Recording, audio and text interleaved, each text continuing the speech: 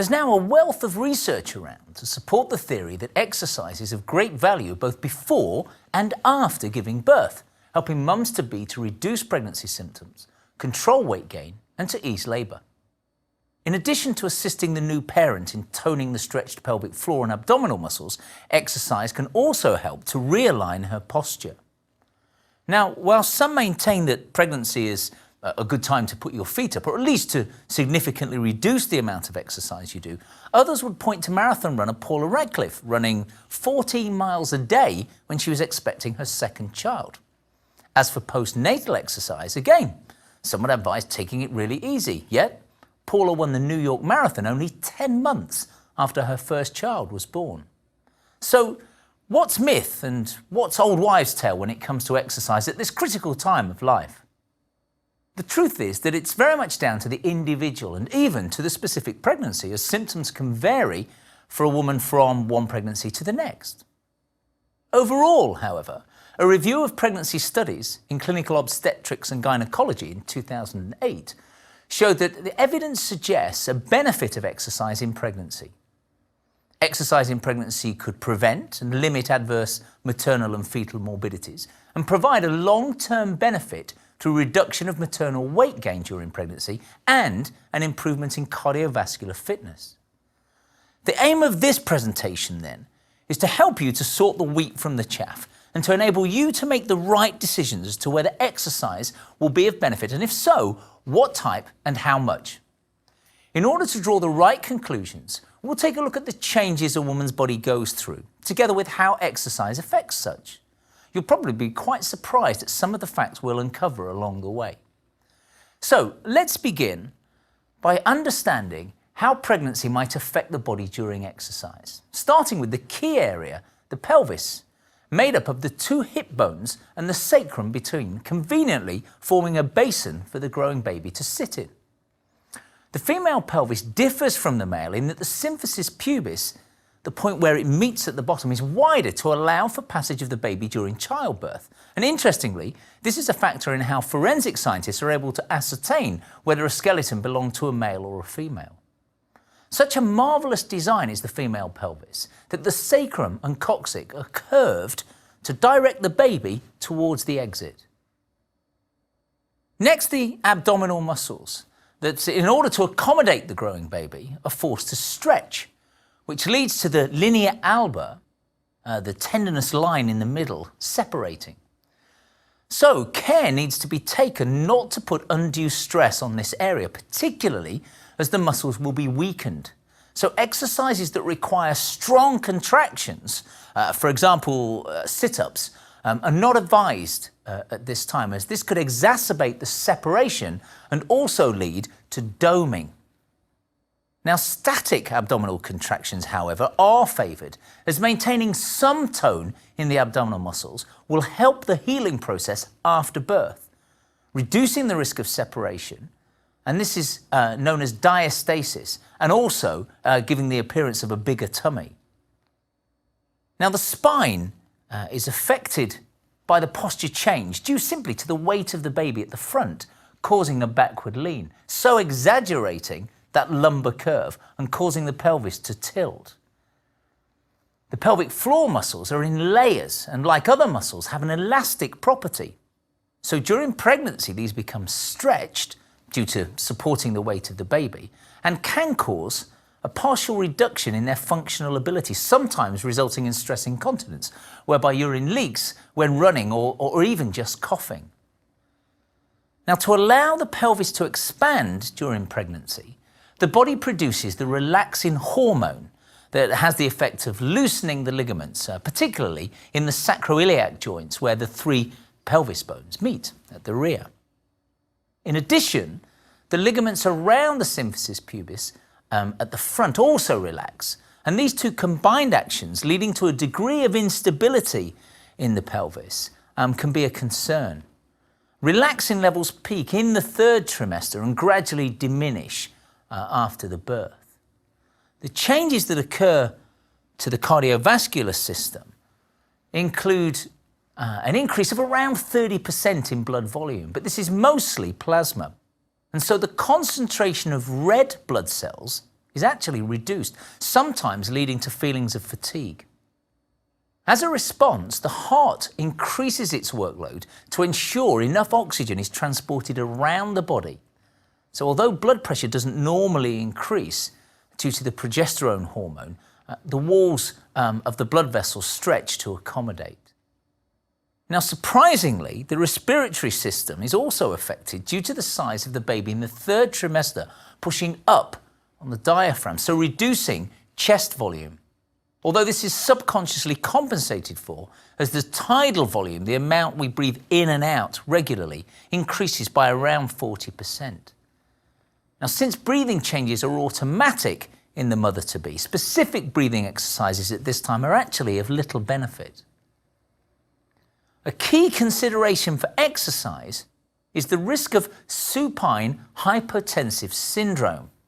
Now, that's when lying on the back can result in the weight of the baby resting on the main blood vessels, causing them to pinch, and that could temporarily restrict the blood supply flowing back up to the heart, and so, in turn, the supply to the mother and baby as a whole. So the arguments for specific exercise during pregnancy are as follows. Firstly, to gain relief from the typical pregnancy symptoms, we can reduce the risk of varicose veins, controlling excess weight gain, as we spoke about earlier, helping to ease the actual birth, and ensuring a speedier postnatal recovery. However, exercise during pregnancy needs to be modified in light of the body changes we just mentioned. So here are some basic recommendations. Our target will be 2 to 3 times per week. If you're not already a regular exerciser, then you should stick to low intensity. Drink plenty of water, that's vital. Movement should always be smooth and never ballistic, never jerky. Avoid lying down exercises, as we've just said, after 20 weeks, and focus on constant relaxed breathing. It's important also, because of that effect of relaxing, to limit the range of motion. As you'll almost certainly be aware, pregnancy is recognised as comprising 3 periods, each of 3 months, characterised by the changes that occur to the body at these times. Since specific exercise advice will vary for these 3 periods, let's take a moment to consider what the mother-to-be is likely to be experiencing.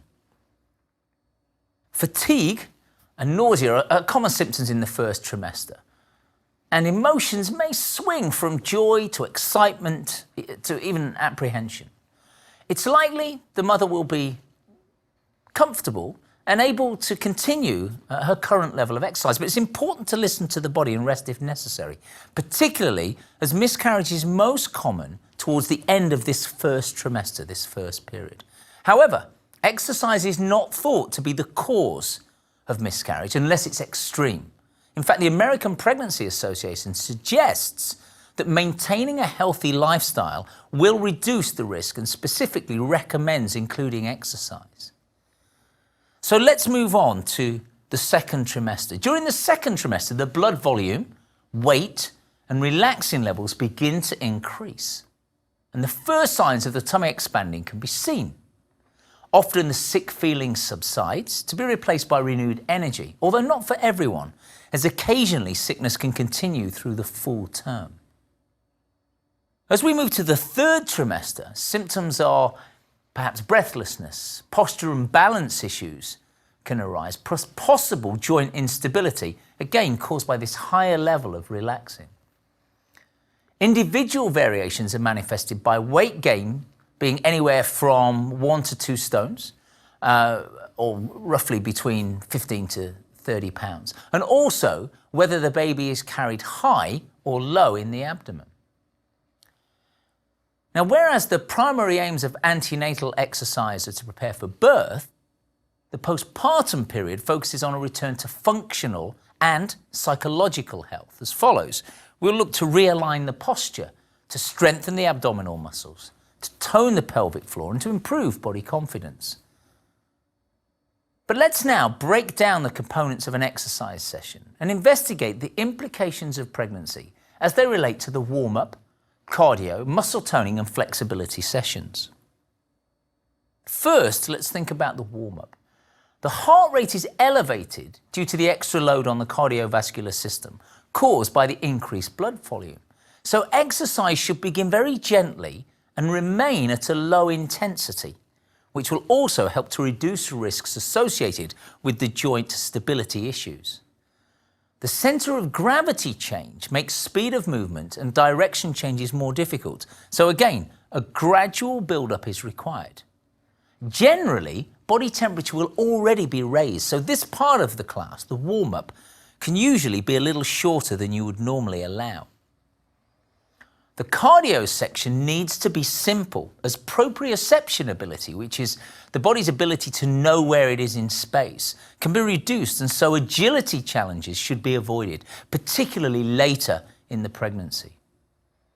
Since the heart rate is already higher than usual, the workload here will need to be lower than a normal workout to achieve a training effect. Also, the workout needs to remain below the anaerobic threshold where the lactic acid builds up when we start to fatigue, as this can be an issue for the growing baby. At this point in the workout, the mother-to-be will be grateful for a supportive bra in light of the obvious breast growth. Energy levels can be a problem, so regular, small portions of complex carbohydrates are recommended. Now, although cardio exercise can remain as is for the first trimester, restricting to low impact from the second trimester onwards will reduce the stress on the pelvic floor and those unstable joints, particularly in the pelvis we talked about. Exercise impulse really shouldn't exceed 70% of your maximum working heart rate, which we calculate by subtracting your age from the number 220, with a maximum of 20 minutes being the recommended limit in the early postnatal period, certainly. Now, cardio is valuable to help reduce weight, but it should be very gentle and, again, low impact. Muscle toning exercises need to incorporate a focus on correct posture due to the potential instability and isometric options where there's no movement, like, for instance, a ski sit, where we're holding the position, should really be avoided, as this can lead to blood pressure increases. Now, due to supine hypertensive syndrome we mentioned earlier, exercises that require the mother to lie flat on her back are certainly not recommended from around 20 weeks onwards. Once the baby starts to show in the tummy, usual abdominal exercises are not ideal, as they put stress on the muscles that are already being stretched and weakened. Plus, they may exacerbate the diastasis we talked about earlier, or separation of the fibrous tissue that runs down the middle. Clearly, the presence of high relaxin levels implies extra care will need to be taken on the flexibility part of the workout. If you push the stretches too far during pregnancy or early in the postpartum period, the ligaments may be caused to slacken, and this could remain after birth, leading to unstable joints. It's worth mentioning that this is more of an issue during additional second, third pregnancies. Some stretches can be hindered by developing babies and the increased body fat, so experimenting with different positions to find comfortable options is required. So when we're planning exercise during pregnancy, it's worth being aware of extrinsic factors that can influence the mother-to-be's efforts and the likelihood of adhering to a routine, and to recognise that benefits can be derived in more than purely a physical dimension. Some women greatly enjoy being pregnant and outwardly appear radiant, whilst others struggle with the responsibility and even feel the baby could have a negative impact on their lifestyle. For this latter group, it's important to realise that the endorphin release from exercise will help to lift mood, so it should be encouraged. The tight-fitting workout gear normally worn for exercise is really not going to look too favourable once weight begins to increase. So investing in loose attire is a wise choice for the mother-to-be, something that feels comfortable when we're exercising. Now, some people wrongly believe that exercise should be avoided during pregnancy, so it's important to hook on to family and friends who offer encouragement when we're going through this period. Morning sickness, other children and work can all present barriers to exercise, so it's important to plan some me time to ensure it doesn't regularly get squeezed out of your daily routine, as to be a benefit it needs to be frequent and it needs to be often. Now, psychological aspects commonly affected by pregnancy can include anxiety, even forgetfulness, even feelings of isolation. So things like crosswords, Sudoku, adult learning are all great ways to occupy the mind and also create a positive distraction and help to improve that mental fitness. Now, we've already established that correct exercise technique is vitally important due to the many changes that take place within the body. So let's now consider a few specific issues. Squats may need to be restricted so the heels always remain in contact with the floor. Stability is important, so you should evenly spread the weight rather than favour one leg, as this can cause stress to the sacroiliac joint. To protect the lower back, side bends should be supported. So put the hand on top of the thigh, lift the other hand up, and we bend sideways. So the hand on the thigh supports the weight. Lifting the leg should be done with a focus on keeping the pelvis centered. Try to avoid side-to-side shift. This can cause problems for the symphysis pubis.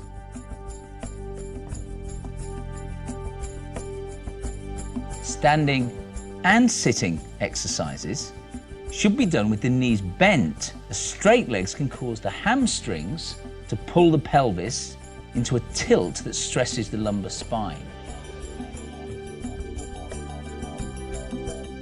Abdominal exercises should include just pelvic tilts, lying on your back, tilting the pelvis upwards and back down, and also rolling onto the side, supporting your weight with your elbows and knees, and what we call a hip hitch, simply lifting the hip away from the floor and back down.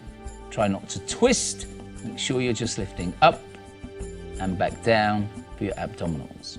Now, for any exercise program to be effective, it has to adhere to well-proven principles. So to design a plan, we need to know how these apply during pregnancy and immediately postpartum. The platform of all exercise is the concept of overload, defined as stressing the body's systems more than they are used to dealing with. And repeatedly doing this leads to the body adapting and improving its ability to accommodate the extra intensity. Now, clearly this principle needs to be applied very carefully to the mother-to-be to avoid excessive fatigue. So rather than seeking to greatly improve fitness levels, we should be looking to apply gentle overload here. In general, then, it should feel as though you've done some work after an exercise session, rather than feeling that it's so easy it doesn't elicit a training effect.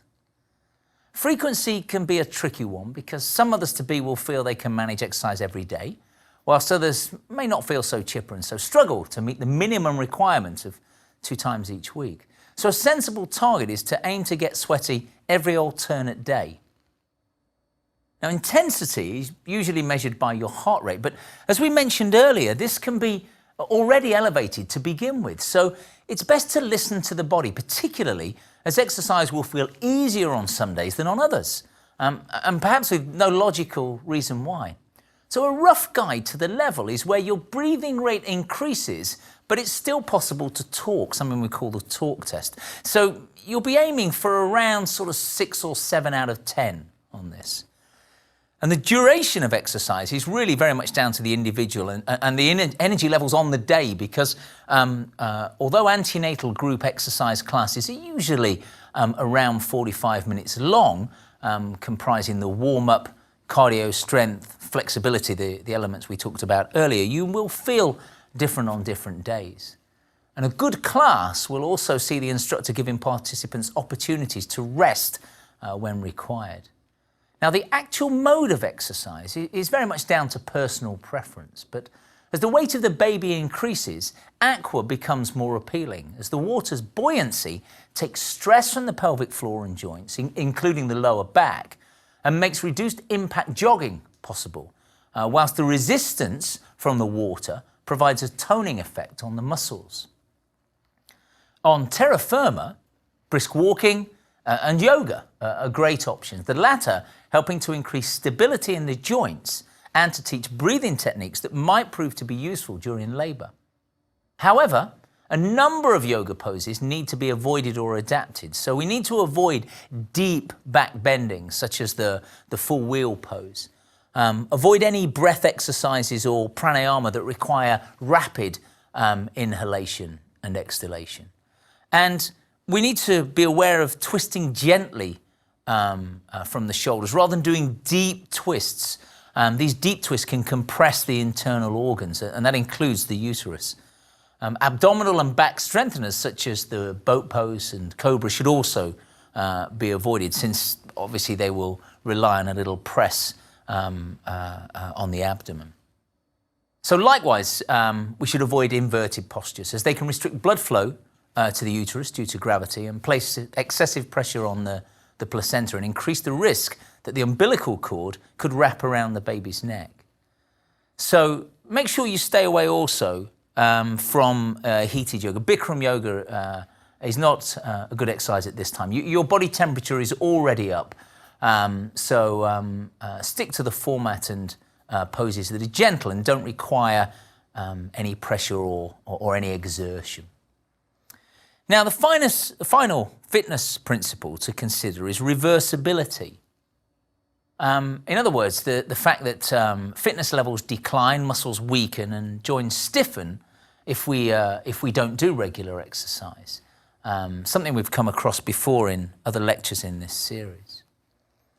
Now, this is a strong reason for continuing to exercise throughout the full term. Otherwise, as much as 9 months could go by without any exercise. Imagine what's going to happen there. Now, in our final section, I want to take a look at, following the natural chronology here, let's take a look at postnatal exercise in just a little bit more detail. And our starting point, the general rule of thumb, that exercise shouldn't begin until after the customary 6-week examination, when many of the changes that occurred have already begun to revert back towards the pre-pregnant status. And those kind of changes I'm talking about, the levels of relaxin will have now reduced by the 6-week point. And so we can begin work on stability exercises, maybe using free weights exercises rather than machines as an example. And some caution should be kept in mind here, though, as it will take months for the relaxin to completely leave the system. So as in the pre-birth period, it's important to concentrate really on your technique. Now, following the baby's departure, the mother's center of gravity will begin to shift back towards the norm, but it'll take time to relearn where is the neutral spine, as this should be held static when exercising and picking things up, like carrying the baby. So by that neutral spine, what we're referring to there is the comfortable position with the natural little curve in your lumbar spine, and that'll differ from one person to another. But that'll gradually come back. We can re-educate ourselves. Now, often weight loss will occur naturally, taking anywhere between 3 and 12 months, but not always. And so cardio is vital to encourage this process.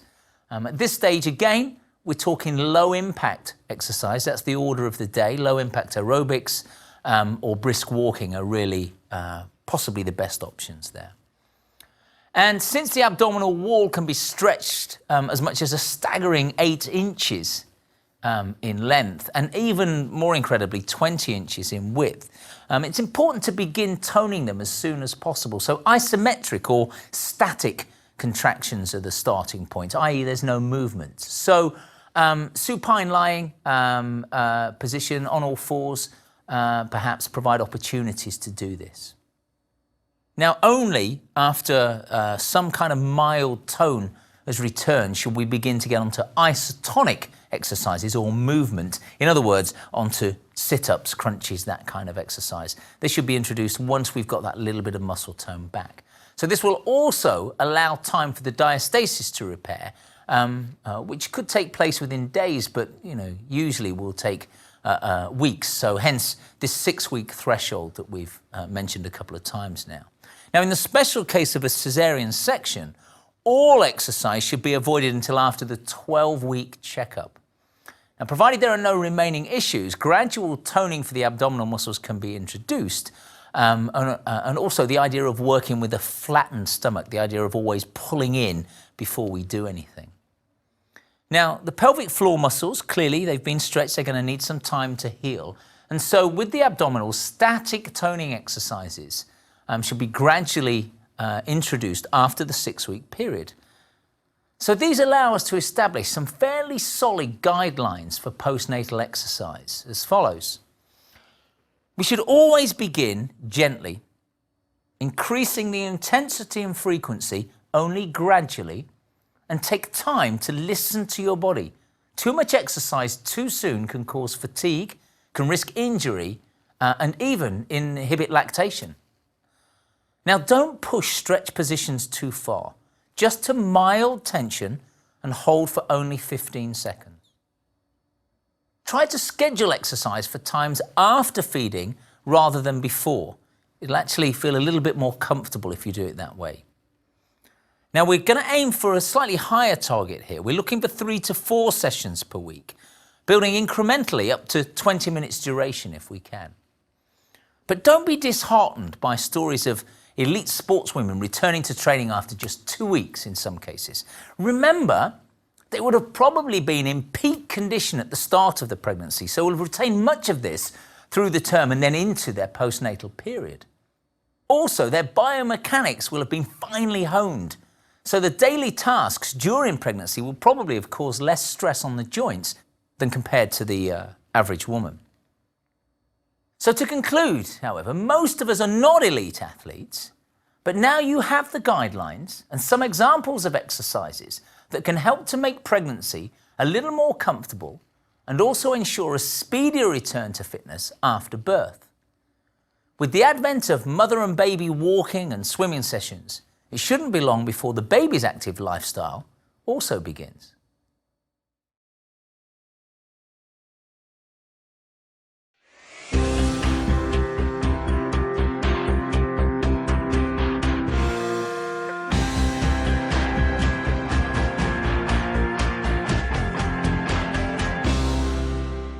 Prepare yourself for a bombshell. The key to achieving your weight loss and fitness goals might not actually be your workouts at all, but rather what you do between them. Allow me to explain. Exercise obeys some very simple maxims, probably the most important being that the more effort you put into your workouts, the better the results you'll see. Now, this introduces, therefore, a performance element to exercise. It implies it's not sufficient to simply go through the motions if you truly wish to attain your goals. Just as an elite athlete will ensure he or she arrives at the start line in peak condition, it's worth considering what you can do between your workouts so that you're good to go each and every time you visit the gym, take to the pool, stride out for a brisk walk, or tackle whatever challenges your personal fitness plan incorporates. Adequate recovery will not only enable you to derive optimum benefit from your exercise regime, but will also reduce your risk of injury and promote a general feeling of well-being that will help to keep you in a positive mindset as you progress along your fitness journey. It's worth pointing out at this juncture that the whole area of exercise recovery is, unfortunately, a somewhat imprecise science, for just as we all respond differently to the various demands exercise places upon the body, similarly, recovery will vary between individuals in physical, mental, and even emotional dimensions. But what do we actually mean by the label recovery? In its most basic definition, it's the ability to meet the demands of future activity. But in physiological terms, it's a multifaceted concept that includes lowering of the blood pressure and return to normal of the cardiac cycle, replenishment of blood glucose and muscle glycogen energy stores, and replacement of key cellular enzymes that govern the use of fuel sources.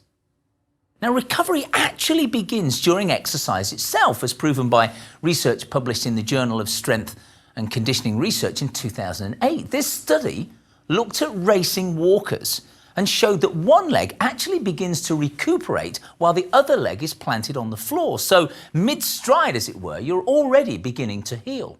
And this is known as immediate recovery.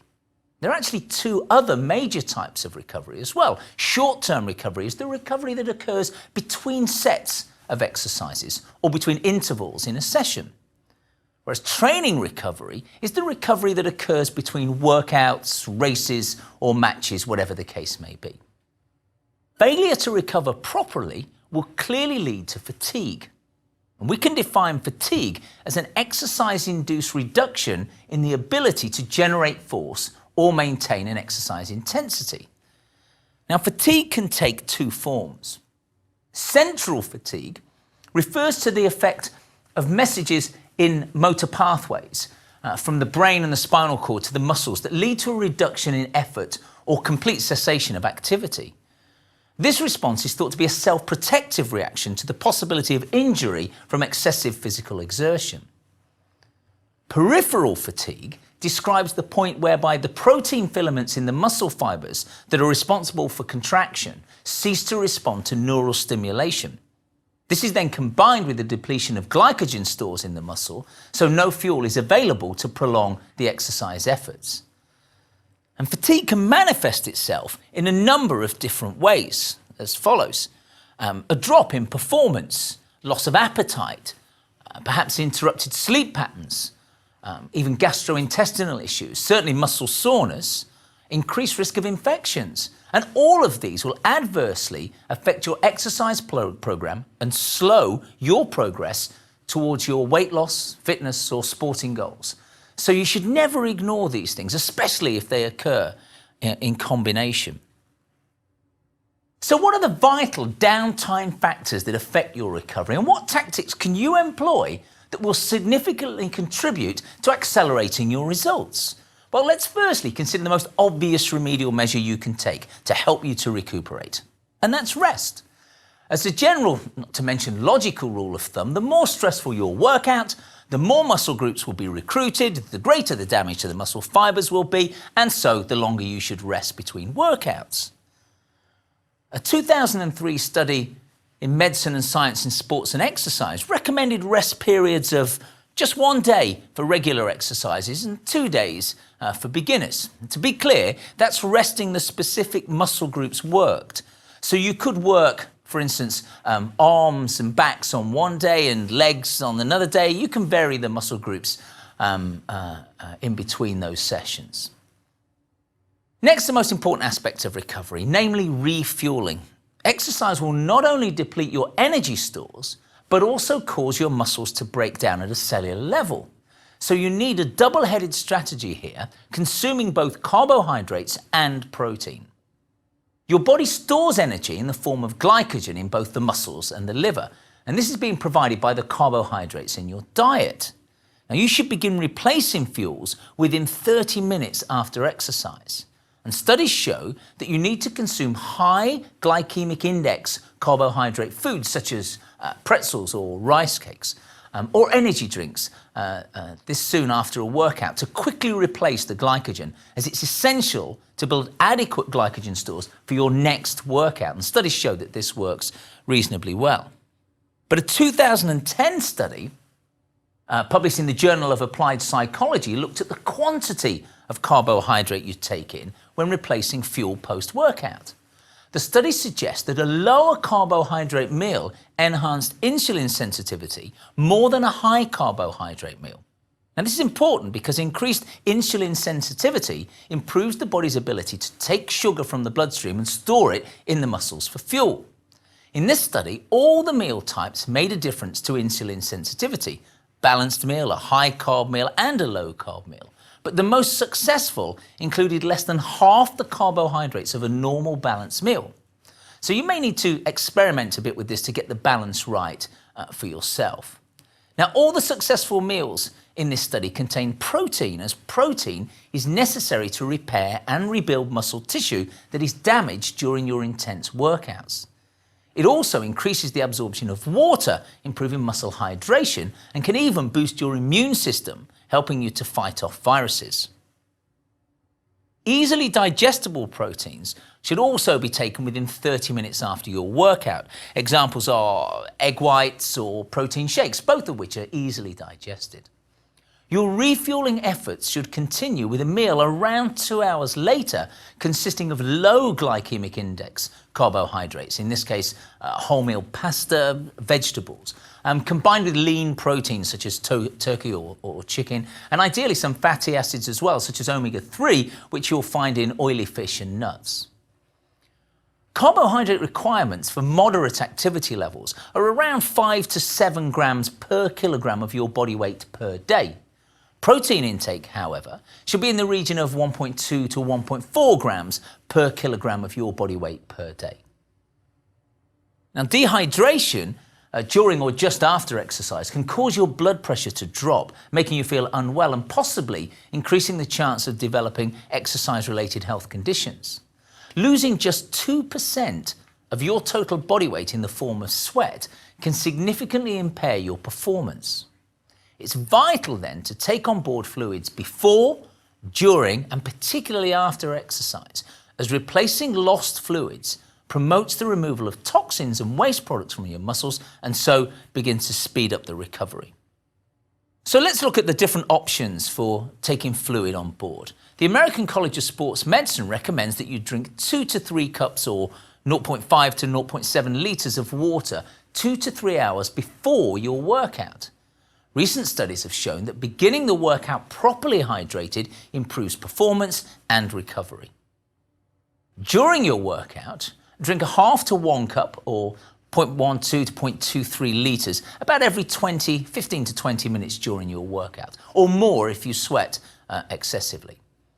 After your workout, drink around 2 to 3 cups, again, or 0.5 to 0.7 litres for every pound or half kilogram of weight you lost during the workout. But is water enough? After long workouts or endurance events, sports drinks can speed recovery more effectively than water alone. Sports drinks can be classified under 3 headings due to their varying concentrations of carbohydrate and electrolytes. Firstly, isotonic drinks. They're of a similar concentration to your body fluids, and so they're quickly absorbed and useful for tackling thirst during a workout or sports participation.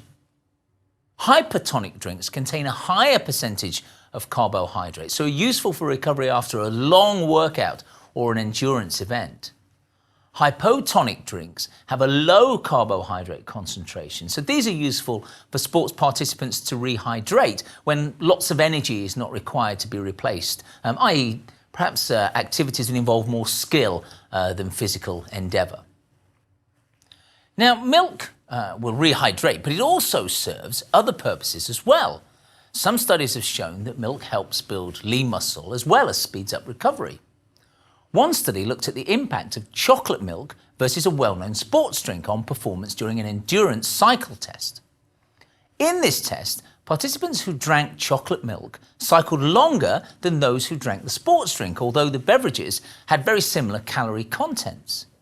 It's not certain what accounts for this difference. However, perhaps the differences in fat content, the level of calcium, or the different types of carbohydrates are the answer. And more studies of greater size are clearly required here. The need to take additional nutritional supplements depends upon the intensity of your exercise program, in addition to the quality of your diet. Supplements can be categorized as performance-enhancing or ergogenic, such as caffeine and creatine, although there is some debate about both, so check with your doctor before using them for this. Or supplements might be used simply for general health, such as omega-3 fish oils. In the case of exercise recovery, however, recommended choices would be L-carnitine and magnesium. Some antioxidants, such as vitamin C and E, are reported to help reduce muscle damage and therefore enhance the speed of recovery. They do not, however, eliminate muscle trauma from exercise, but they may help to minimize the symptoms, such as, say, inflammation. In the right conditions, then, supplements can be of benefit, although they should never be relied upon as a substitute for good nutrition and should always be used under a physician's guidance.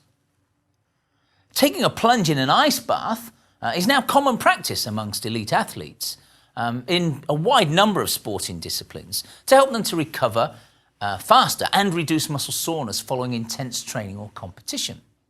It serves to reduce the swelling and also the degree of tissue breakdown.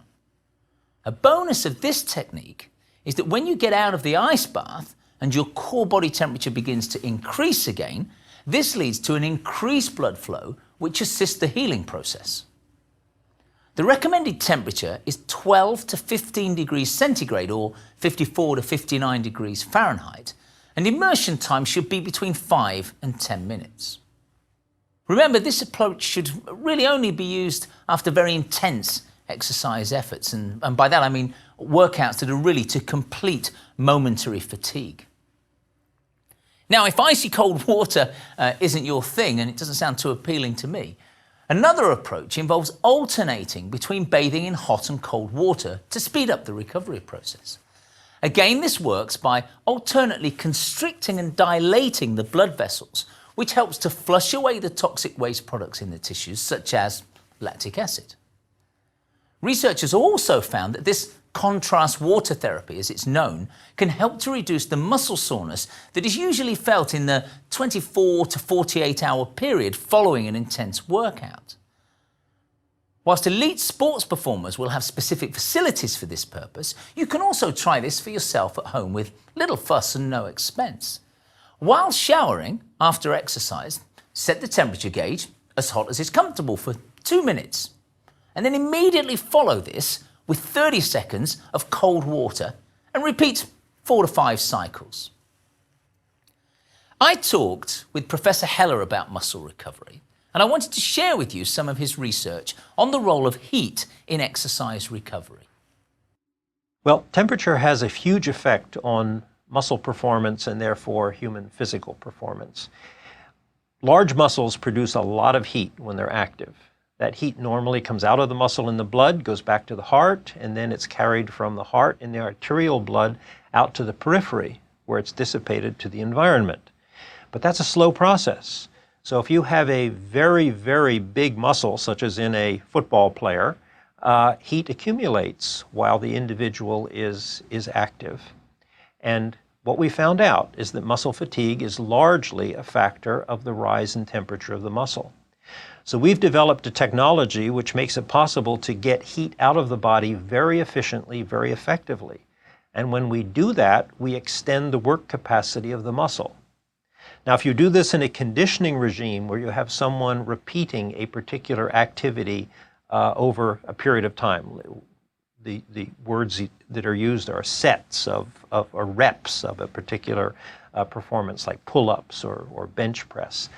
We can greatly extend the capacity of an individual during a particular work session. Professor Heller has developed a system that lowers the body temperature during the workout itself, and the results he's getting are increasing capacity by 2 to 3 times the amount. What he's doing is effectively speeding up the process of cooling down and therefore also speeding up the process of recovery itself. It stands to reason that therapies such as contrast water therapy help in a similar way.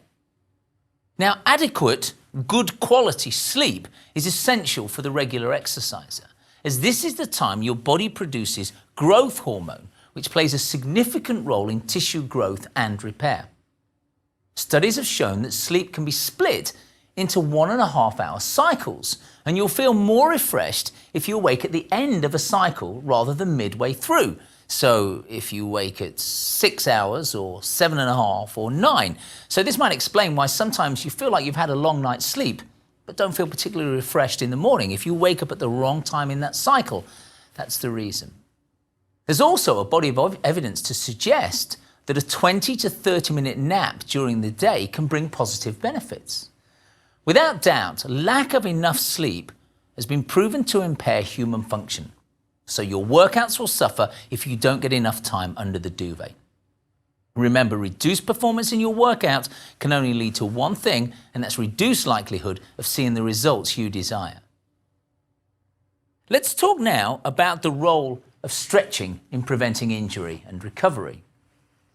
Research shows that it's better to warm up before a workout and to do your active stretching after your workout. Why is this? Static stretching risks damaging your muscles and connective tissues if your body isn't yet warm. On the other hand, stretching after exercise should definitely form part of your recovery strategy, as it can help to minimize muscle soreness and may even help to prevent future soft tissue injuries. Therefore, before your workout, it's best to carry out a few dynamic, mobilizing movements that begin with small movements around each of your major joints and then gradually become larger as your body temperature increases. Just like this. Now, the warm-up's absolutely vital, and you'll notice that on any of our workouts in this series, we'll point out that you must have that little 3 to 5 minute warm-up beforehand. So I'm going to give you that little warm-up right now. We're actually going to work through it. So I'm going to start real easy. The importance of the warm-up, we're trying to start with small movements, move to big. We're trying to get synovial fluid into the joints to get that lubrication, and we're trying to get your heart rate up, your body temperature up. So first of all, we're going to start very easy. I'm going to tilt the head to the side and bring it back up, and if you join in with us, that'll be fabulous. You don't have to be in time, as long as we're doing that movement. You're working through your range of movement. Remember, we're starting small and then we'll start to build up. We'll hold that there and we'll twist. Just working through the muscles in the neck. Get a lot of tension there, so it's worth doing that. Don't let any of the movements become jerky. Make sure it's nice and smooth. Fabulous, and hold it there. Let's take some little shoulder circles. Should we go backwards first? Just roll them back. Working through a comfortable range of motion. Start easy and then take it up a little bit as you go. So what we'll do with that is we'll start to take it up to the elbows. See how we're increasing the range of motion now. And then what we'll do is take that up to full arm. Let's get those circles. Keep your abs in tight. Nice and comfortable. Work at your own pace. You don't have to be with our rhythm, but don't go too quickly. The idea is that we're going to build the intensity up a little as we go. And hold that there. Let's go forwards. The opposite. Get that real roll through your shoulders. Shoulders up to the ears. Fabulous. Take it up to the elbows. Let's make it a little bit bigger. Good. How are you doing at home? And should we take that up to the full arm? Just to get a little circle in there. Fabulous, working through the shoulders. And beautiful, let's just relax it there. Let's work through the trunk. All we're gonna do is a little twist and lift the foot onto the toe so that you can get that little twist without any torque through the knee. Good, let the arms go loose. Let them round. So you'll start to get that little rotation through your lower spine there. Good. Beginning to warm up through the trunk. How are you doing? Good. Should be beginning to feel your body temperature rising a little bit now. I'm going to hold that there. Another good one for your lower back. We're going to drop down, and what I'm going to ask you to do here is to just lift and lower and lift. So you're hunching here, curving the spine and then relaxing it down. Don't press down to the floor. A little hunch and hollow, just working through those joints through the lower spine. Up and down and up. Beautiful. Lift up. Good. And hold it there. We're going to take it down for some small squats. So just nice and easy. Not too low, just small squats. Pressing into your heels. That'll be important for later. Abs are in tight. Just working through the knee joint, through the hip joint, getting a little bit of work into the glutes, into the muscles in the front and the back of the thigh as well. Fabulous. Now I'm going to change that slightly and take the feet a little bit wider, point the knees and toes out slightly, and I'm going to shift my weight side to side with a little dip in the middle, down and dip. Beautiful. You don't have to be going in time with me. If you are, that's okay. Just keep moving. Make sure you're getting that little bend in the middle, that little swing. Let your arms go with it. Good. Now you see how the movements are getting a little bit bigger as we go along. So what that's starting to do is to raise the heart rate a little bit as we start to move the blood around. Gets you prepared for what we're about to do. Good. Should be beginning to feel a bit warmer. We'll take the arm across the chest, but let it just flow. Yeah, the warm-up should be nice and smooth. Good. And what you'll find with these warm-ups, after you've done this a few times, you'll get the hang of it and be able to do it yourself over the top, anytime you like. But then also you'll be able to make up these movements as you go. Nothing too difficult. Just working through your range of motion. Should we add both arms just to make that a bit bigger? Reach up. Good. So it's getting a little more intense as we go along, building up that gradual curve. Should be beginning to get your breathing rate up just a little bit, not too much. Fabulous. I'm going to change that slightly. Hands are down and heels, heels, heels. Getting into the hamstrings. Yeah? Curling that heel up to your backside. See how that's going? Up, up, up. Beautiful. And then the opposite of that. Let's lift the knees. Up, up. Good. So we're working through that hip flexion, but what we're also doing here is working through that knee flexion, lifting up. We're also now moving larger muscle groups, so beginning to get a little bit more work. Now, the hip. Can we circle, circle, circle? Good. Remember, we can get that, it's a ball and socket joint, the hip, so we can get that round movement, up and back. Now, this is going to feel a little bit awkward, just bear with me, but when we do the opposite of that and bring it in, it feels a bit strange. But the hip is designed to move like that, so we'll circle it in, circle it in. It does feel odd, but it's a good exercise. And in. Okay, we'll start to march. Using your arms, a little bit of a pump. Lift the feet up. Good. Any chance we could take that to just a little bit of a jog? So as you can see, what we're beginning to do now is take up the intensity. We're beginning to get your heart rate up a little bit. And hopefully you're beginning to feel a little bit warmer now. Should we change that to a little bit of shadow boxing? A little bit of side to side. Beautiful. What about put one foot forwards? You can look out for this when we come to the combat workout. Change it over. Beautiful. Can I get some very small jacks? Fabulous. And then from there, can I get some little scissors? Forwards and back. Bring it back down to your gentle jog on the spot. Bring it back down to your march. And I reckon you should be feeling a little bit warmer and ready for your workout now.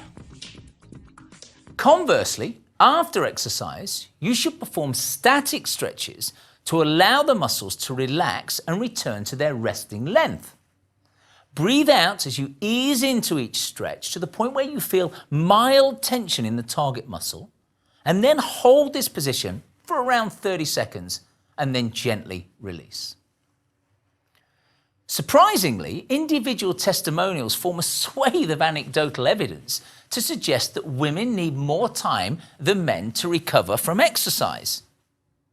It's thought that this discrepancy is due to how sex-specific hormones regulate the growth and repair of muscle tissue.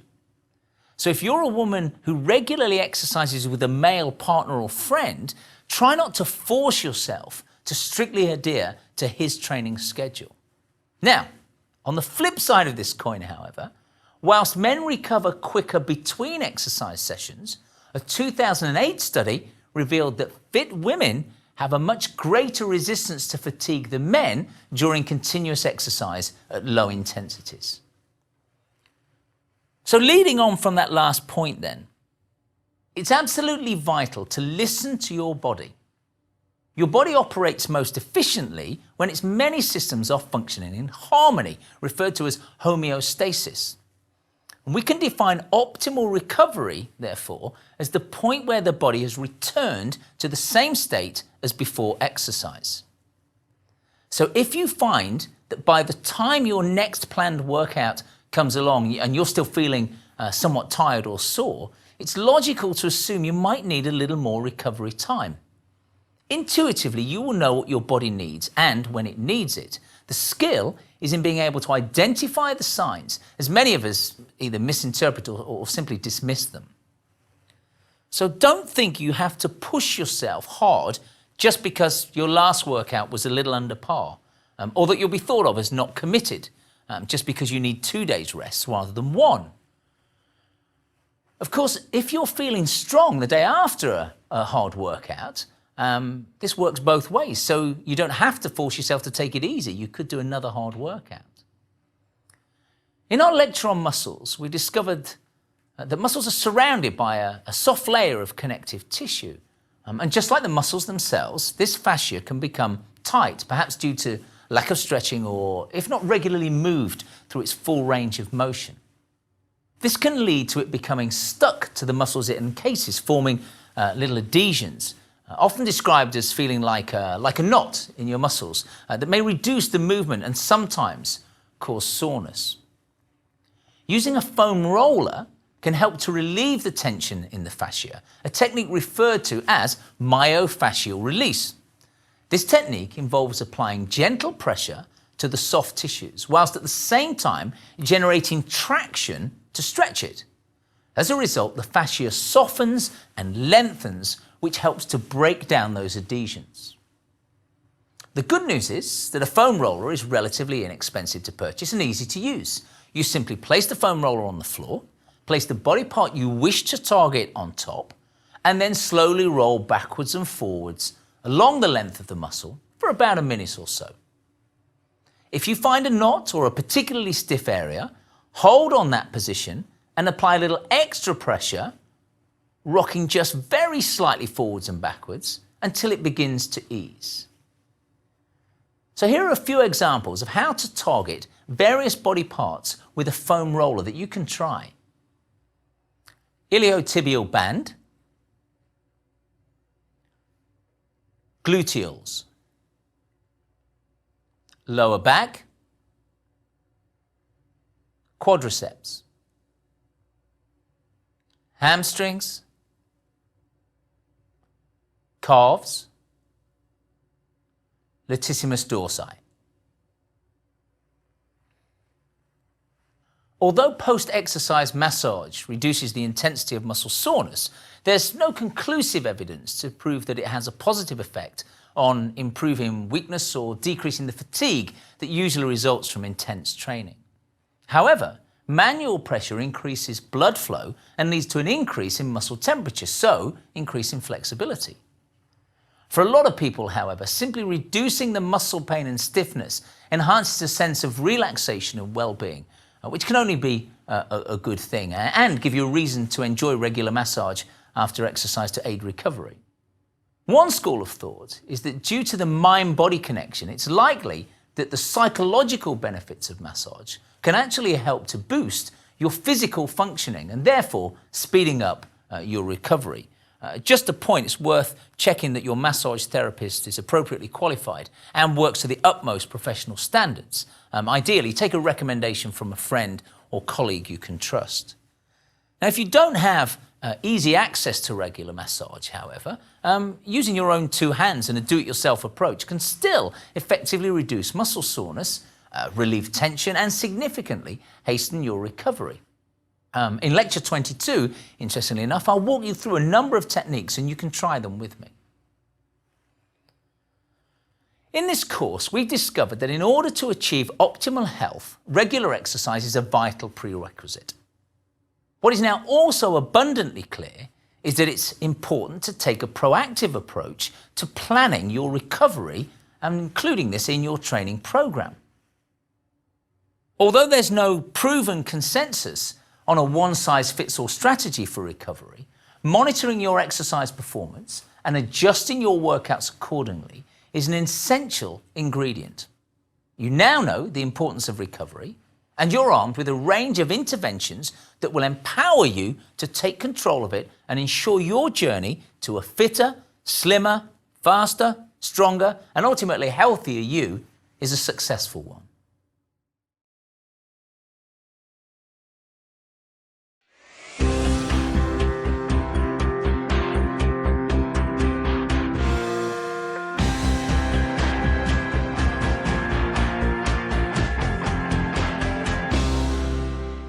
The runner's high is a familiar phenomenon to regular exercises, yet the mental health benefits of working out are not wholly accepted and sometimes not even known outside the fitness industry. Now, this could in part be due to the fact that despite there being an abundance of evidence to confirm that exercise can help to prevent many conditions such as heart disease, osteoporosis, stroke and arthritis, there's not been quite so much research into its impact on brain function and illnesses such as clinical depression. However, if it's estimated that around 1 in 4 adult Americans has some form of mental disorder and 1 in 17 has a serious mental illness, then isn't it worth investigating how exercise can play a role in keeping your mind in as good shape as your body? A self-help program will really prove its worth, especially if you consider that the National Alliance on Mental Illness reports that state legislatures have cut billions off mental illness budgets and look to continue that trend for at least the next few years. So over the next 30 minutes, I want to take you with me as I explore psychological well-being and attempt to convince you to follow my philosophy, and that is, move your body to change your mind. You're about to discover a guaranteed route to finding your own feel-good factor. The World Health Organization gives the following definition. Health is a state of complete physical, mental, and social well-being, and not merely the absence of disease or infirmity. This broad statement clearly indicates that mental health is one of the platforms for good quality of life. It describes how we feel about ourselves and others, as well as how we think. It reflects our ability to build and maintain relationships with others, and also how we accommodate change in our lives. Now, sadly, the statistics I mentioned earlier indicate the medical fraternity is facing significant numbers of patients with mental disorders, including, surprisingly, 20% of children, according to the US Surgeon General. The most common condition is depression, often in a mild form, characterized simply by feelings of anxiety and low esteem that can lead to decreased productivity at work, high business costs due to absenteeism, and financial strains on secondary health care services. Fortunately, exercise has the potential to make a difference by directly treating and preventing the more common mental disorders, and also improving both health and quality of life for sufferers.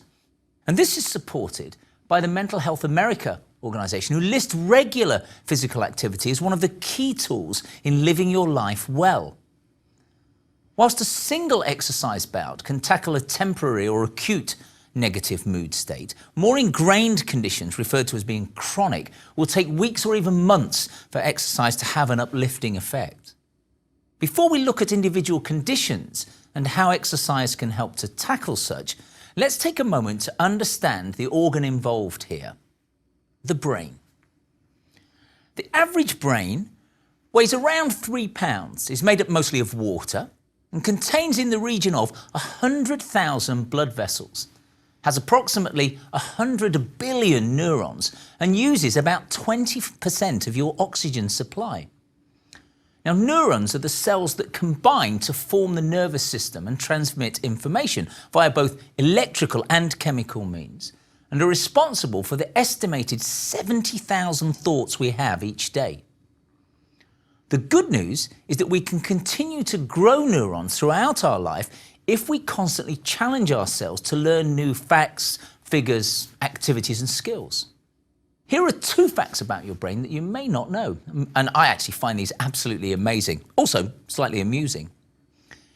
Each time we blink, the brain actually kicks in and holds the previous image just for a split second, so we never notice the darkness. I bet you're blinking right now and trying, aren't you? Also, no matter how hard you try, you'll never be able to tickle yourself, as your brain can differentiate between your touch and unexpected touch. Now, since we've established that taking on new challenges will lead to proliferation of the neurons and so a more powerful brain, here's your challenge. I want you to try and find an opportunity to slip those 2 useful or useless, however you look at it, facts into your next dinner party, work social event, or family gathering. So let's now look at the anatomy in a little bit more detail. Let's start with the lower part of the brain, the stem that connects to the spinal cord. This is responsible for your heartbeat, for breathing, for digestion, and for circulating the blood around your body, but also for keeping you awake and alert. The cerebellum is the bottom rear portion and governs movement via controlling your balance and muscle contractions. The frontal lobe, not right at the front, but sort of top and front here, determines your emotions and is the logical part involved in solving problems, planning, organising, that kind of thing. When we move to the back here, we've got what's called the occipital lobe, and this is where we process visual information. It makes sense of the shapes and the colours you see. If we go right onto the top here, we've got the parietal lobe, and that's split into two sections, right and left. It's concerned with your spatial awareness on the right side, and on the left side with language. This is also where we find the primary sensory cortex that controls the sense of touch. Like the parietal lobe, there are two temporal lobes, one on each side, and they're at about the level of the ears. Yeah? The right lobe is involved in visual memory, whilst the left is more for verbal memory. Now, clearly my focus is on exercise and whether it can affect the brain, and if so, how does this happen?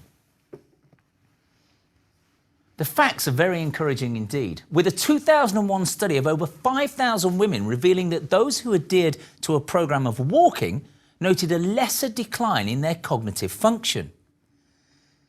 Now, the wealth of research out there, however, is in the area of child brain health, with research in 2003 linking physical activity to improved IQ, grades, and verbal skills, and a further study in 2008 suggesting the improvements achieved as youth could then extend into adulthood. Now, this certainly questions the wisdom of the policy in some schools to reduce time allocated to recreation in favour of more classroom time with the goal of improving academic performance, especially as one particular experiment proved that high school seniors partaking in 7 hours of sport and exercise achieved higher grades, got along better with their parents, and had lower drug usage than their peers who did less exercise. It appears that exercise mostly affects the areas of the brain associated with memory, organisation, performing more than one task, and handling doubt or uncertainty. As these are the areas that are known to significantly decline with age, the value of exercise in maintaining our marbles in later years becomes evident.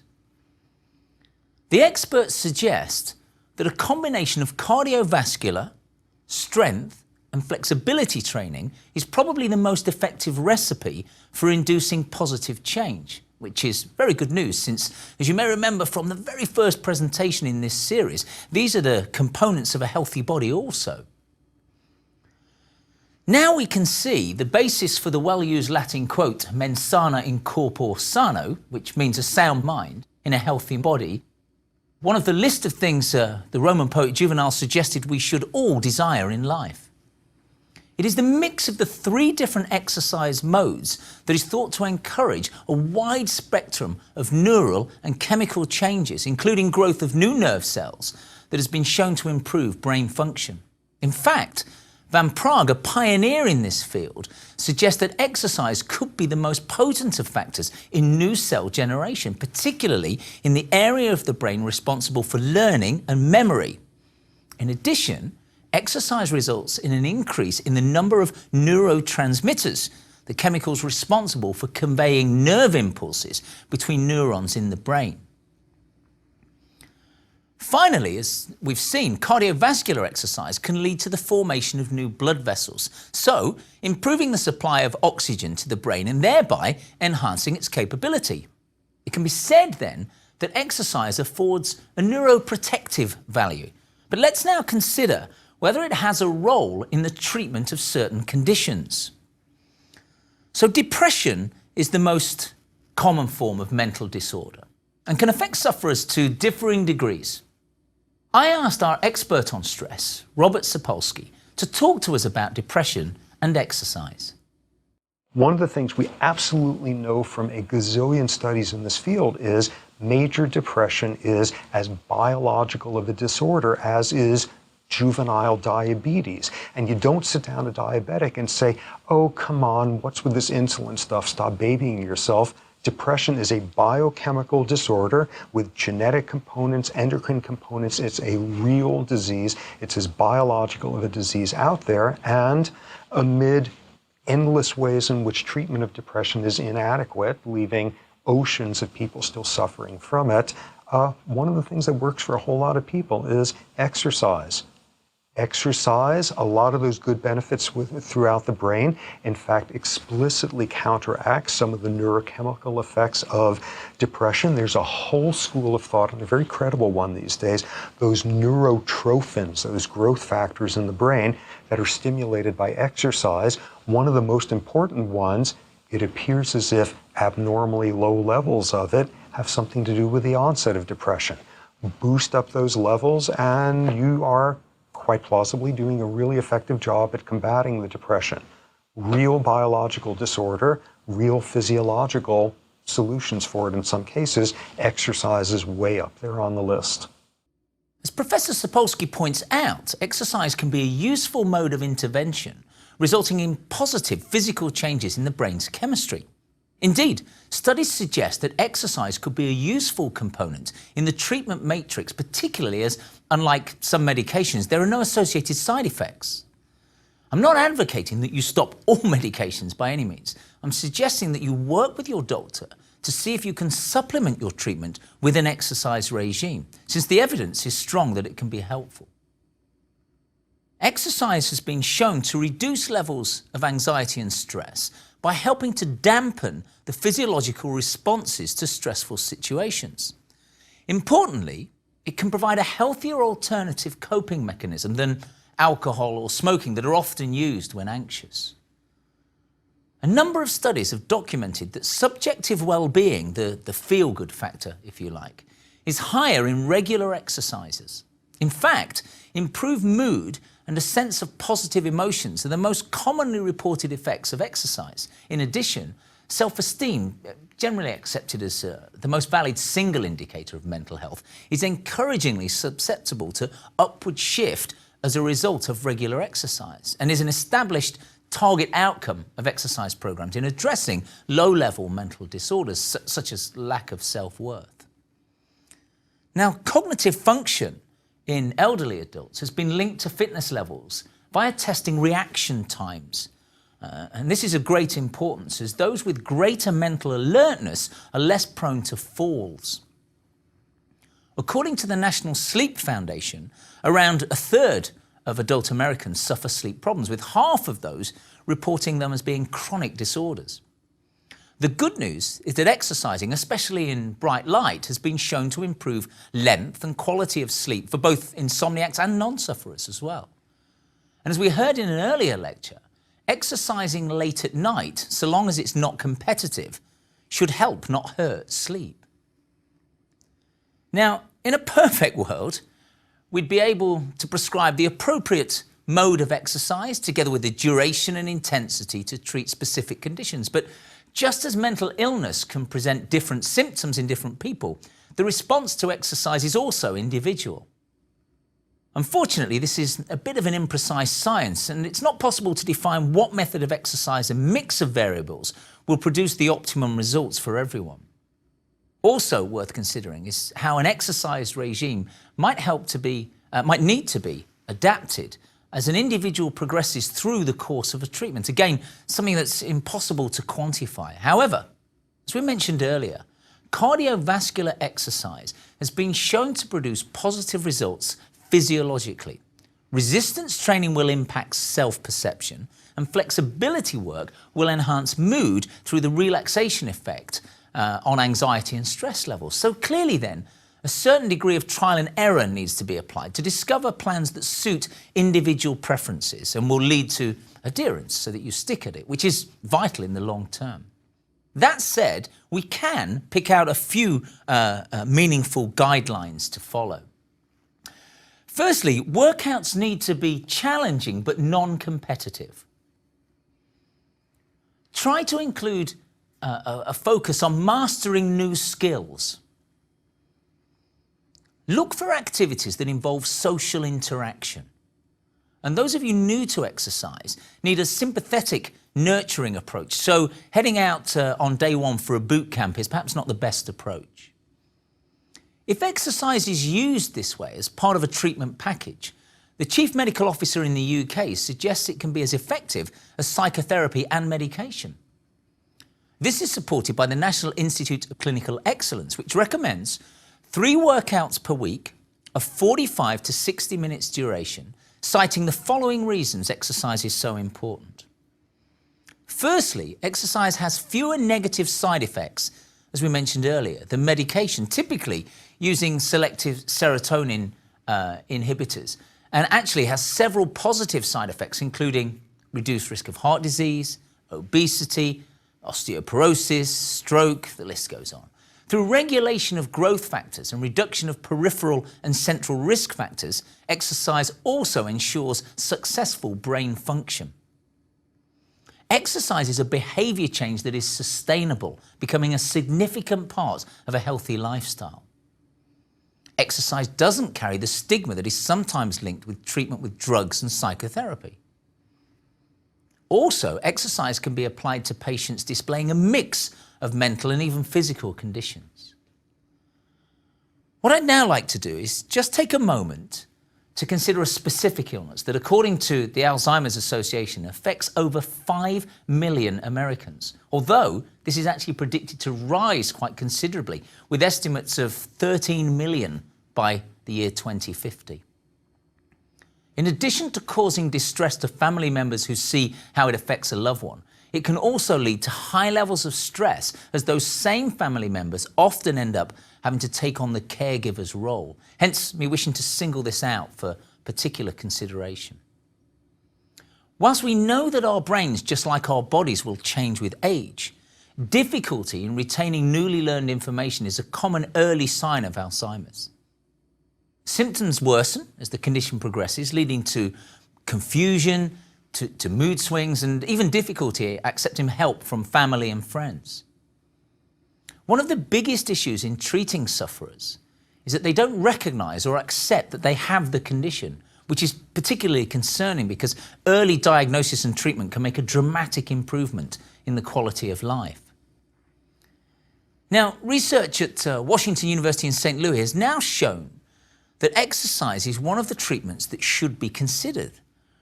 Although the exact mechanisms by which exercise affects sufferers, as we said earlier, is still somewhat vague, the study concluded that exercise should be recommended as a counter to Alzheimer's symptoms, but also that it could provide preventive care. A study of exercising mice at the University of South Carolina may have one answer to how exercise could help in these circumstances. The study's outcomes suggest that exercise training increases brain mitochondrial biogenesis. This may have important implications for some central nervous system diseases and age-related dementia that are often characterized by mitochondrial dysfunction. Interestingly, while the exercise in mice showed significant increases in brain activity, the sedentary mice didn't show any comparable activity in the brain cells. It's also been suggested that physical activity has beneficial effects on the hippocampus that plays a role in memory function. The amount of exercise that seems to make a difference is, fortunately, in line with the American Heart Association's recommended guidelines, i.e. 30 minutes, 5 times per week. If you consider the demographic shift in the population now towards a more elderly profile, then clearly Alzheimer's is going to become more common. So the stock value of exercise becomes even greater.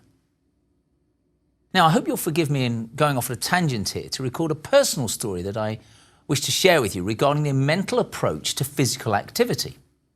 In 1991, if you can remember that far back, I took the summer off work to prepare for the World Karate Championships, which were in the first week of September, having already secured my place in the Great Britain squad.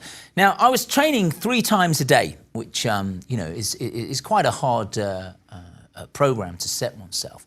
And I set out with the philosophy that I would try and put in the time and effort to ensure that at the event I could really give of my best. I just wanted to be the best I could be.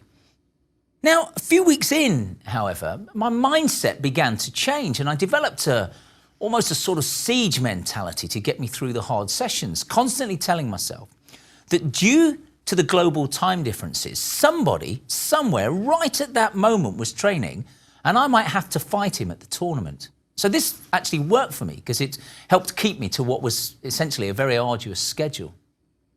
Now, just prior to the event, this had developed even further, to me actually thinking I was going to win, despite the fact that at that point I was only ranked 3rd in Great Britain, let alone in the world, and I'd never won a major tournament. Now, on arriving in Calgary the week before the event, I felt good, and the whole squad, we worked together well, getting, our final preparations done ready for the tournament. Now, there was something different about the World Championships in Calgary, as it's traditional to award trophies for joint 3rd place, i.e. the losing semi-finalists would both go home with a cup. But here, the organisers decided upon a fight-off for a single 3rd place. Now, this is important because, for me, one of my motivations, my mother has a trophy room, so for me, I needed to come back from tournaments with a cup for her to put in her trophy room. So, after battling my way through the first day of the competition, including a couple of particularly tough fights, I was preparing for the semi-final against the Swedish champion, who, at 6 feet and 11 inches, and also being the European champion at the time, was actually the favourite to win the whole title. Now, a close friend of mine, Sean Roberts, another member of the Great Britain squad, he's now actually teaching karate in Hawaii, mentioned to me that despite my gallant efforts, I'd got through to the semi-final. He said, I don't want to worry you, but you're not guaranteed to take home any spoils because, this unique decision that you have to fight off for your 3rd place. However, without any hesitation or any doubt in speech or thought, I simply looked him in the eye and replied that it didn't matter to me because I was going to win the semi-final and the final.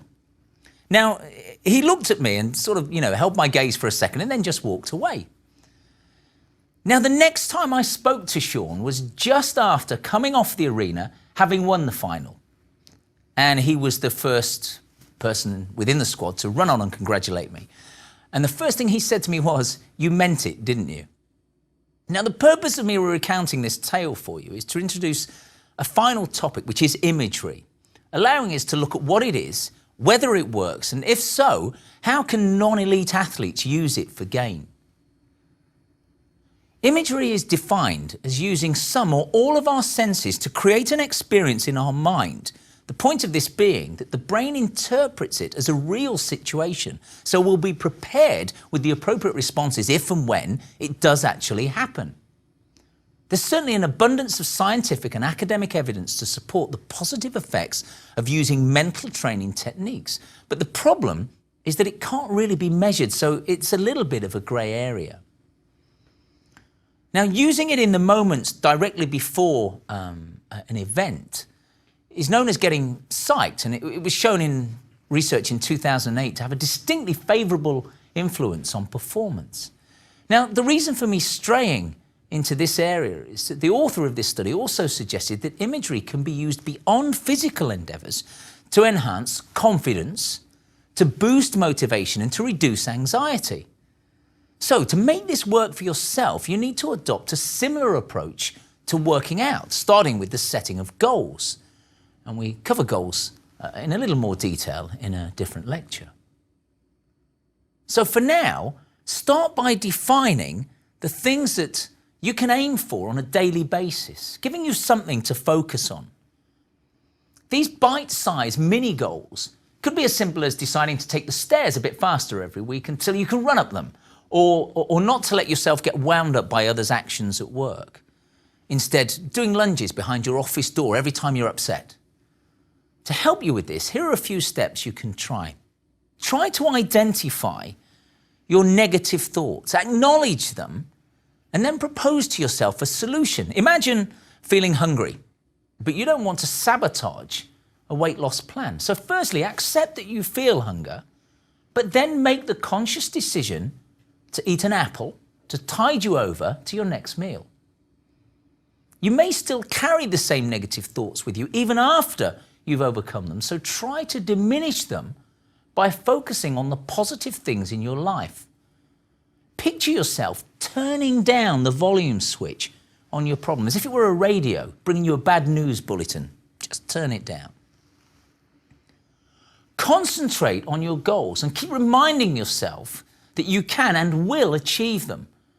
And I can vouch for that, as the positive reinforcement will serve to drive you on to actually hitting the targets you set yourself each day.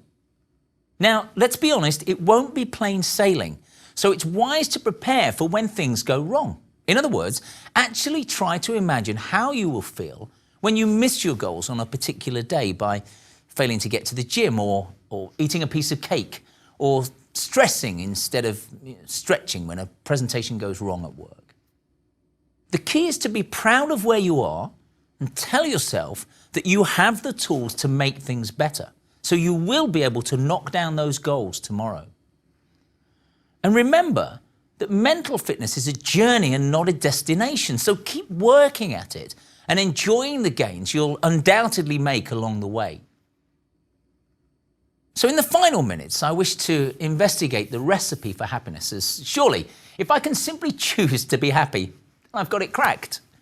And surprisingly, the choice really is ours to make, as there's a strong link between outcomes and outlook. We choose our outlook, and it determines the outcomes of whatever we set out to do. And it's easier than you think. So here's my ticket to help you to hop on board the happy train and stay there for the ride of your life.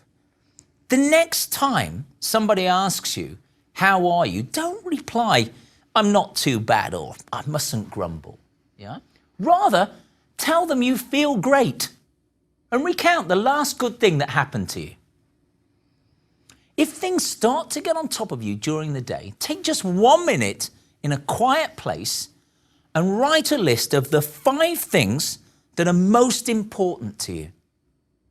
And I'll tell you one thing, I'm pretty sure it won't include whatever it is that's causing you stress. Making decisions is an empowering process. Yeah, so think about a recent decision you made that came good. And remember that you also have the authority, the power to decide to have a good day today. And lead by example. If you want others to love you, love them. If you want to be trusted, trust them. And if you want enthusiasm, be enthusiastic. In other words, be what you want, and what you want will be. Try not to think of work as a chore, something that prevents you from enjoying life. Remember, it's a tool to help you to be happy. It allows you to be creative, to labor and to show others, not to mention yourself, what you can do when you roll up your sleeves. When you feel positive about your work, it's amazing how you will perform, and so the upward spiral begins. Why is it that when a child laughs for no reason, we find it endearing, yet an adult doing the same thing will draw some questions about her or his state of mental health? Laughter is the gatekeeper to happiness. You can't laugh and feel down, which is why the National Health Service in the UK launched a laughter clinic back in the early 90s, convinced that the best happiness of all is the knowledge that happiness needs no reason. Take a few moments just to write down a few things that you're grateful for at the end of each day. More importantly, try to read the list when you wake the next day before setting off to face the new day ahead. In conclusion then, although the precise program design for exercise to impact upon mental health is not certain, there's no question mark hovering over the fact that physical activity is a positive influence on brain function for life. It appears that regular exercise taps into our ability to handle the multitude of challenges that life can throw at us. And to me, that seems like an incredible reward for investing just 30 minutes each day at the gym or at the park. Exercise, it seems, will enable us to feel more alert and therefore more aware and able to savor every second of the day by being present in the moment. Now, it's funny I should say that because I once read that the word present has 3 meanings: gift, here, and now. Is that pure coincidence? Or could it be that the best gifts in life are actually right here, right now? We just need to learn to recognize and appreciate them.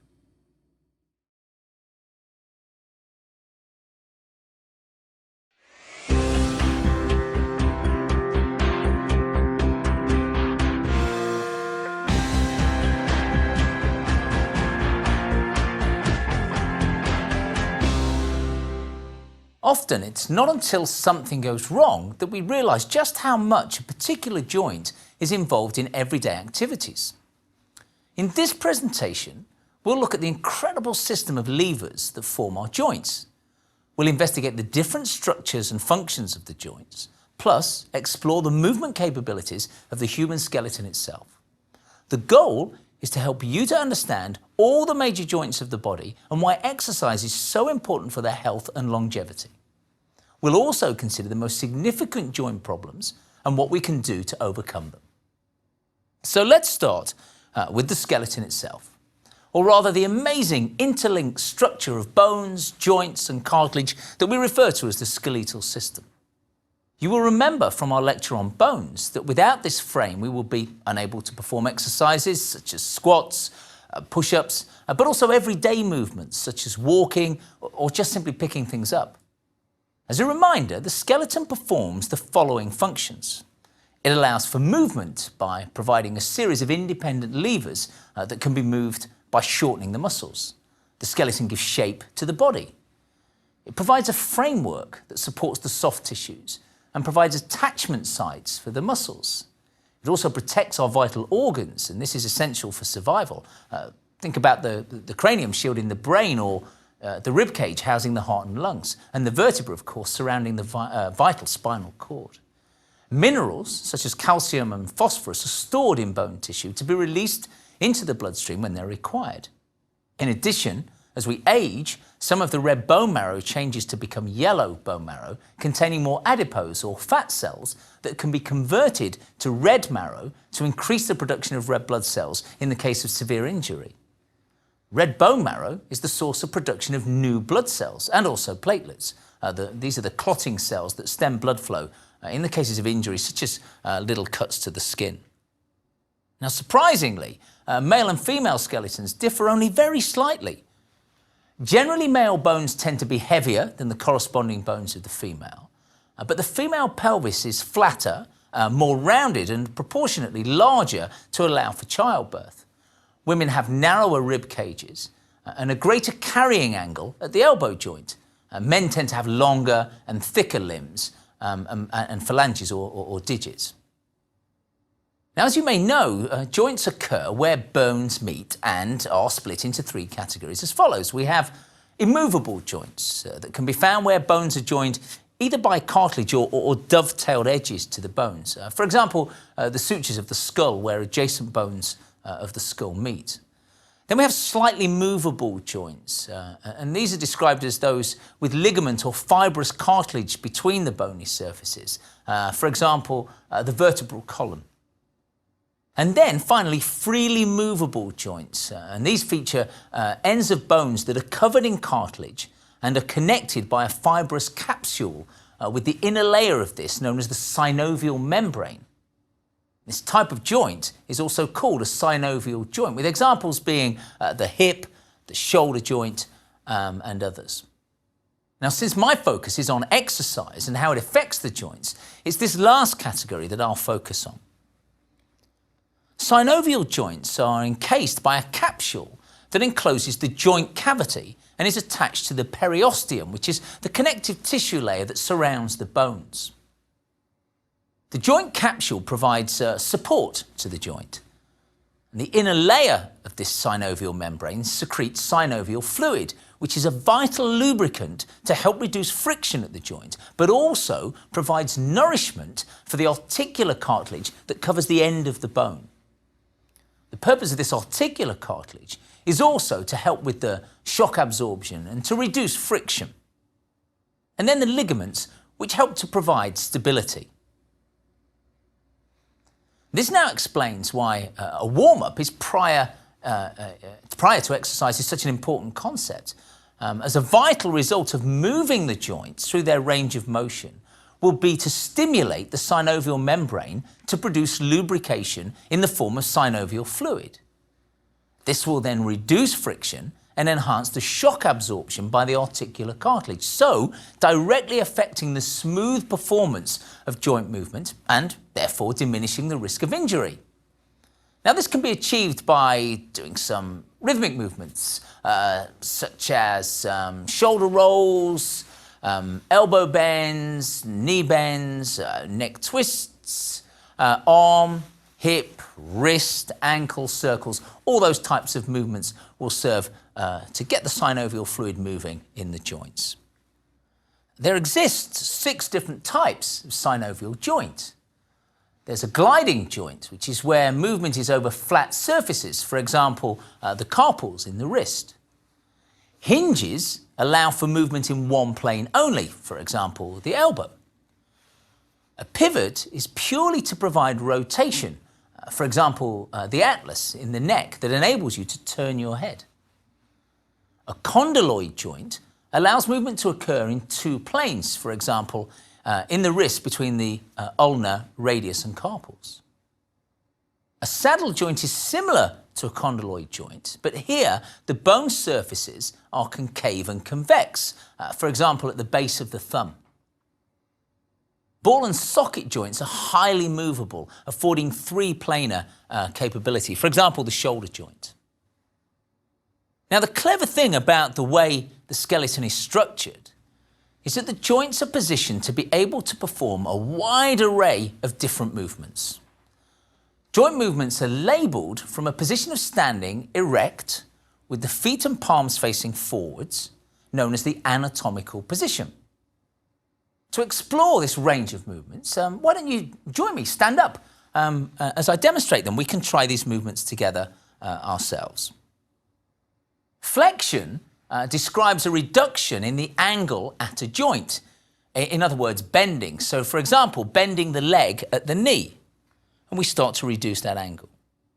Extension is the opposite of flexion. We're increasing the angle at a joint or straightening a limb. For example, straightening the arm at the elbow increases the angle. Hyperextension refers to the continuation of extension beyond the anatomical position. For example, standing up straight is extension, but if I continue moving the spine beyond the normal position, this would then be hyperextension. Adduction describes bringing a limb towards or across the center line of the body. So an example would be crossing your legs. Abduction, unsurprisingly, is the opposite of adduction, so it defines movement of a limb away from the midline of the body, for example, lifting your arm to the side. Elevation refers to raising a joint, as in shrugging your shoulders. And depression is the counter movement to elevation, i.e. pulling a joint down, as in dropping your shoulders. Lateral flexion defines sideways bending, for example, tilting your head. And lateral extension is the return from the sideways position. For example, if we've bent to the side through the trunk, straightening back up will be lateral extension. Horizontal flexion describes a forward movement in a horizontal plane. For example, if your arms are already out to the side and then bringing them into the center. Horizontal extension is the return or backward movement in a horizontal plane, swinging the arms behind you. Rotation can be inward or outward, and it could be of the hip joint also. And circumduction is unique to the shoulder joint in that we can actually perform a full circle here. Pronation is the inward turning of the palms. Now, when we apply this to the ankle, it's actually referred to as being flat-footed. That slight pronation, that slight twist. Supination is turning your palms upwards. Plantar flexion, pointing the toes. The opposite of that movement is dorsiflexion, pulling the toes back up. Protraction refers to extending a body part forwards, as in sticking out your chin, not a pretty sight. And retraction is the pulling back, the opposite of that. So, for example, when you pull your shoulders back to stretch your chest. Now, not surprisingly, since as a species we're referred to as a vertebrate, the key part of the skeleton is the vertebral column or backbone, made up of the joints of 33 bones in total. These divide into 7 cervical vertebrae within the neck, the top one being the atlas that supports the skull and then links to the axis or the second vertebra by a highly flexible pivot joint, allowing for the many necessary movements of the head. Next, we have 12 thoracic vertebrae which form joints with the ribs, creating the rib cage which protects the many vital organs found in the trunk area. Moving down, the 5 lumbar vertebrae are the largest bones of the spine and also the strongest, as they're required to support the rest of the column and to accommodate the force generated by the loads we carry. The 5 bones that make up the sacrum and the 4 bones that form the coccyx are 2 sets of fused bones, i.e. they don't allow for any movement. The joints between the 24 movable vertebrae form a flexible column that supports the head and trunk, but also encases and so protects the spinal cord. Sitting neatly between each of the bones of the spine is a fibrous cartilage mass known as the intervertebral disc, which acts like a shock absorber.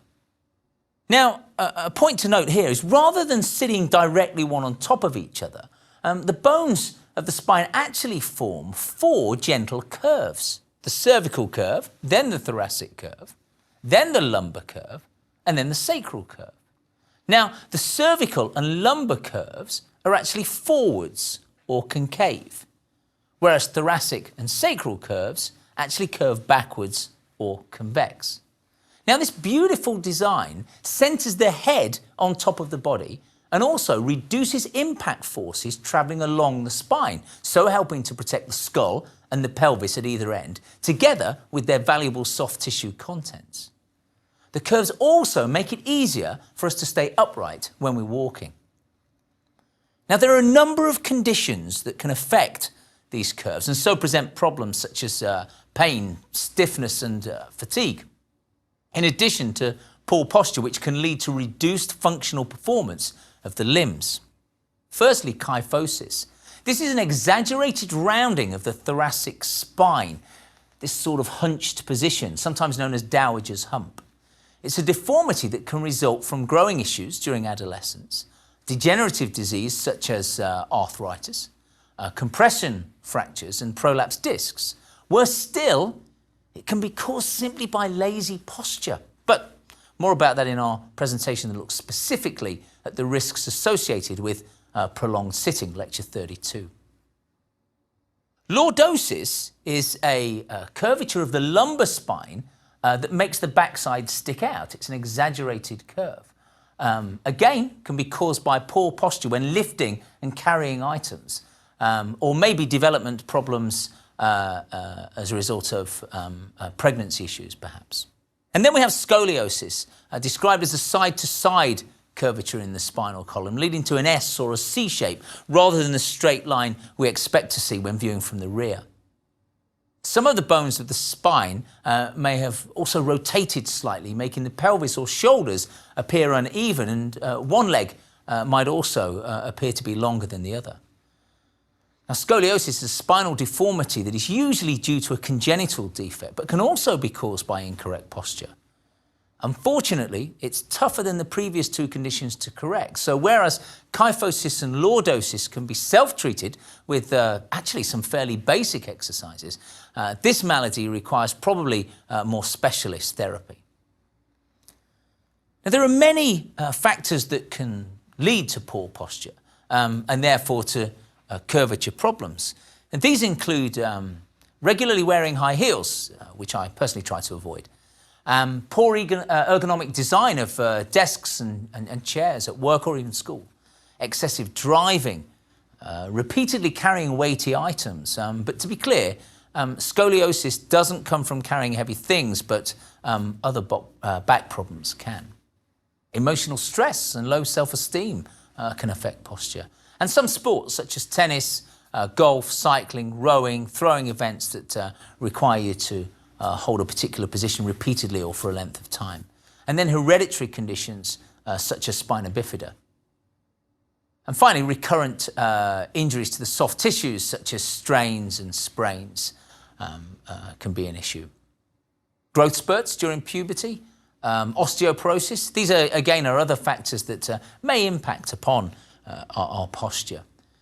Now, one of the most common pathologies that results from curvature problems is a prolapsed intervertebral disc, or better known as a slip disc, although this term is somewhat misleading since nothing actually slips. Constant uneven loading on the disc, perhaps caused by one or a combination of those previous points I've just mentioned in that list, can lead to weakness in the fibrous outer layers of the roughly circular discs that sit between the vertebra. Prolonged pressure can then result in the more fluid nucleus pulposus leaking from the center into the outer fibers, and even then causing it to bulge and possibly to come into contact with the sciatic nerve that branches out from the spinal cord.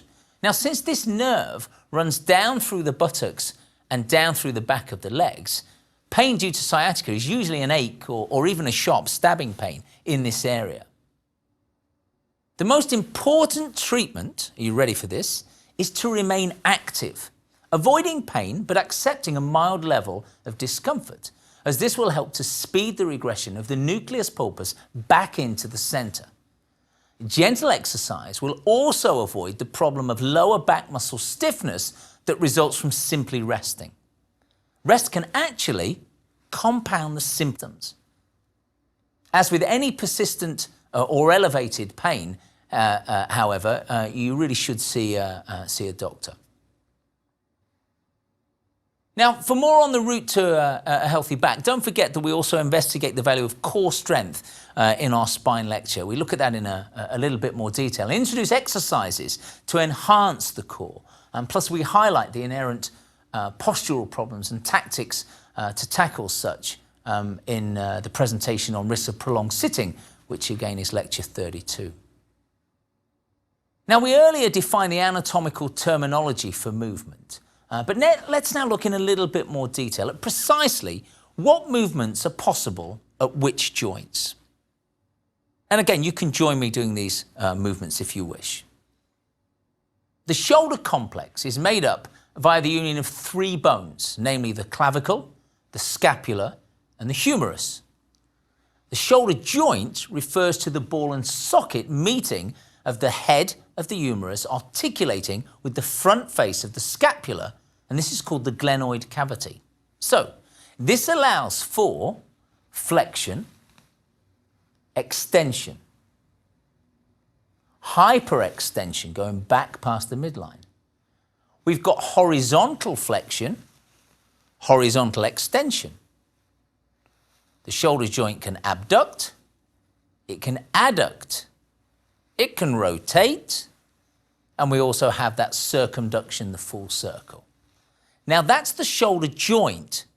The shoulder girdle, however, is a selection of gliding joints, for example, where the scapula creates a roof by extending up and around the shoulder joint. This is called the acromioclavicular joint.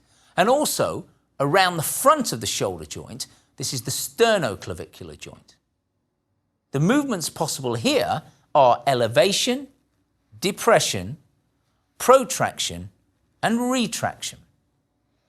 Since there's a very loose arrangement here, as supported by the unfortunately high incidence of shoulder dislocations in a number of competitive sports, there are a few key muscles that play a role in stabilizing the joint.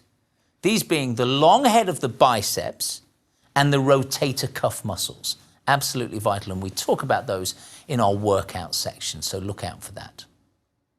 The elbow joint is a hinge joint allowing for flexion and extension. Now, while it appears that you can pronate and supinate the forearm around the elbow, actually those movements are really down to the radio-ulnar joint. The wrist joint is a condyloid joint with possible movements being flexion, extension, and there's a limited amount of abduction, adduction when we wave. Now, whilst the wrists appear to rotate, this is really achieved through the combined joints of the hand and the wrist, so it's not really rotating. The spine, as we discussed earlier, is a collection of gliding joints that provide a good degree of movement, with the most mobile being at the top and the lower joints being not quite so flexible. The cervical vertebrae allow for flexion, for extension, for a bit of hyperextension. We've got lateral flexion, lateral extension, and we've got rotation. The thoracic vertebrae, moving down slightly, allow for flexion, extension, hyperextension. There's a little bit of lateral flexion, there's a little bit of lateral extension, and there's a little bit of rotation. As we move lower down to the lumbar vertebrae, that just allows for a little bit of flexion and extension. Yeah? Now the hip joint is a ball and socket joint. So this provides the ability for us at the hip to be able to flex, to extend, to hyperextend. We can also abduct, we can adduct, and we can rotate. Really broke into a dance there. The knee joint is a hinge. As we found out earlier, that only allows two possible movements, and those are flexion and extension. Yeah? The ankle joint is another hinge joint, with the possible movements being plantar flexion, pointing, and dorsiflexion, pulling it back up. As with the wrist, although the ankle appears to rotate, this is again due to a combination of the joints in the foot and not the ankle. Now, unfortunately, our joints do sometimes malfunction, as supported by the Centers for Disease Control and Prevention claim that arthritis is the most common cause of disability in the US, affecting around 50 million adults, and usually manifesting itself as pain, stiffness, loss of function, and in worst cases, loss of independence. Around 21 million people report that arthritis restricts their functional capabilities in some way. Arthritis is actually an umbrella term for a huge number of rheumatic diseases that affect the joints and the soft tissues around them, including conditions such as childhood arthritis, fibromyalgia, and lupus that affect both sexes, all ages, and in fact every ethnic group. The most common ailments are osteoarthritis, where a joint degenerates through years of wear and tear, whereas rheumatoid arthritis is an inflammatory disease affecting multiple joints. Osteoarthritis is the most common form of arthritis and is caused by degeneration of the haline cartilage that we discovered earlier is the key shock absorber on the end when bones articulate with one another. This can then result in the unprotected bone ends rubbing against each other, which leads to pain, stiffness, and reduced physical capability. Since it's associated with wear and tear, clearly there could be some age-related influence here. Osteoarthritis is commonly seen in the hands, knees, and hips of the elderly, although it actually results from repeated stresses on joints that are beyond their ability to withstand such, hence exercise being a key component in reducing the effects of the condition, but I'll talk more about that later. Certainly, muscle weakness is an important issue. For example, those suffering osteoarthritis of the knee usually show reduced muscle mass in the quadriceps at the front of the thigh and the hamstrings at the rear. However, it's not always easy to ascertain whether weak muscles cause the condition or vice versa. Rheumatoid arthritis is an inflammation of the lining of the joint capsule that spreads to cause erosion of the cartilage and bone, leading to pain and stiffness, often in multiple joints and commonly leading to visible deformity of the joint. Again, the likelihood of suffering increases with age, and women seem to be more likely to be afflicted than men. In worse cases, rheumatoid arthritis can affect the blood vessels and lead to issues in a number of organs, including the heart and lungs, with associated respiratory problems. It appears there are a number of misconceptions about arthritis. So let's address a few of these myths, I'll call them, right now. Here's a myth. Arthritis only affects the elderly. Well, how is it then that around 60% of sufferers are under 65, including, as I mentioned a little earlier, children suffering from juvenile rheumatoid arthritis? Myth number 2. Arthritis leads to an inevitable decline in quality of life. Now, this definitely isn't the case, as medication, surgery and exercise have proven to be effective treatments in limiting the effects of the condition. Myth number 3, rest is the best option. Actually, that's not so when research has made it clear that carefully prescribed types of exercise can restore functional ability and at the same time reduce pain. And another myth. Once arthritis sets in, there's no way to improve it. Now, some sufferers believe that their arthritis is too far advanced to respond to treatment, but patients of all ages and different degrees of disability have made significant improvements. Having now established what's true and what's not, we can take a positive action to reduce the effects of arthritis on our joints. So let's investigate more specifically how we can do this. Excess weight gain has been shown to increase pain in sufferers. Easy to appreciate when you consider your knee has to accommodate around 5 times your body weight when you're walking up and down the stairs. One notable study suggested that a weight loss of just 11 pounds resulted in a decrease in pain of an incredible 50%. 50%. So weight management programs, usually the combination of sensible, healthy diet and regular varied exercise, are vital. As a result of inactivity, arthritis sufferers are at greater risk of lifestyle disease than the general population. So both cardiovascular and strength training are strongly recommended for the many measurable benefits they have on a wide range of health components. Fear of activity making the condition worse was proven unfounded in a 2003 study that revealed a mixed session of cycling, circuit training and sport performed 2 times per week for 2 years led to improvements in functional capability and improved mood status with no measured negative side effects. Now, that same year, research was conducted to establish whether resistance training could improve the strength of rheumatoid arthritis patients, just as it does for non-sufferers.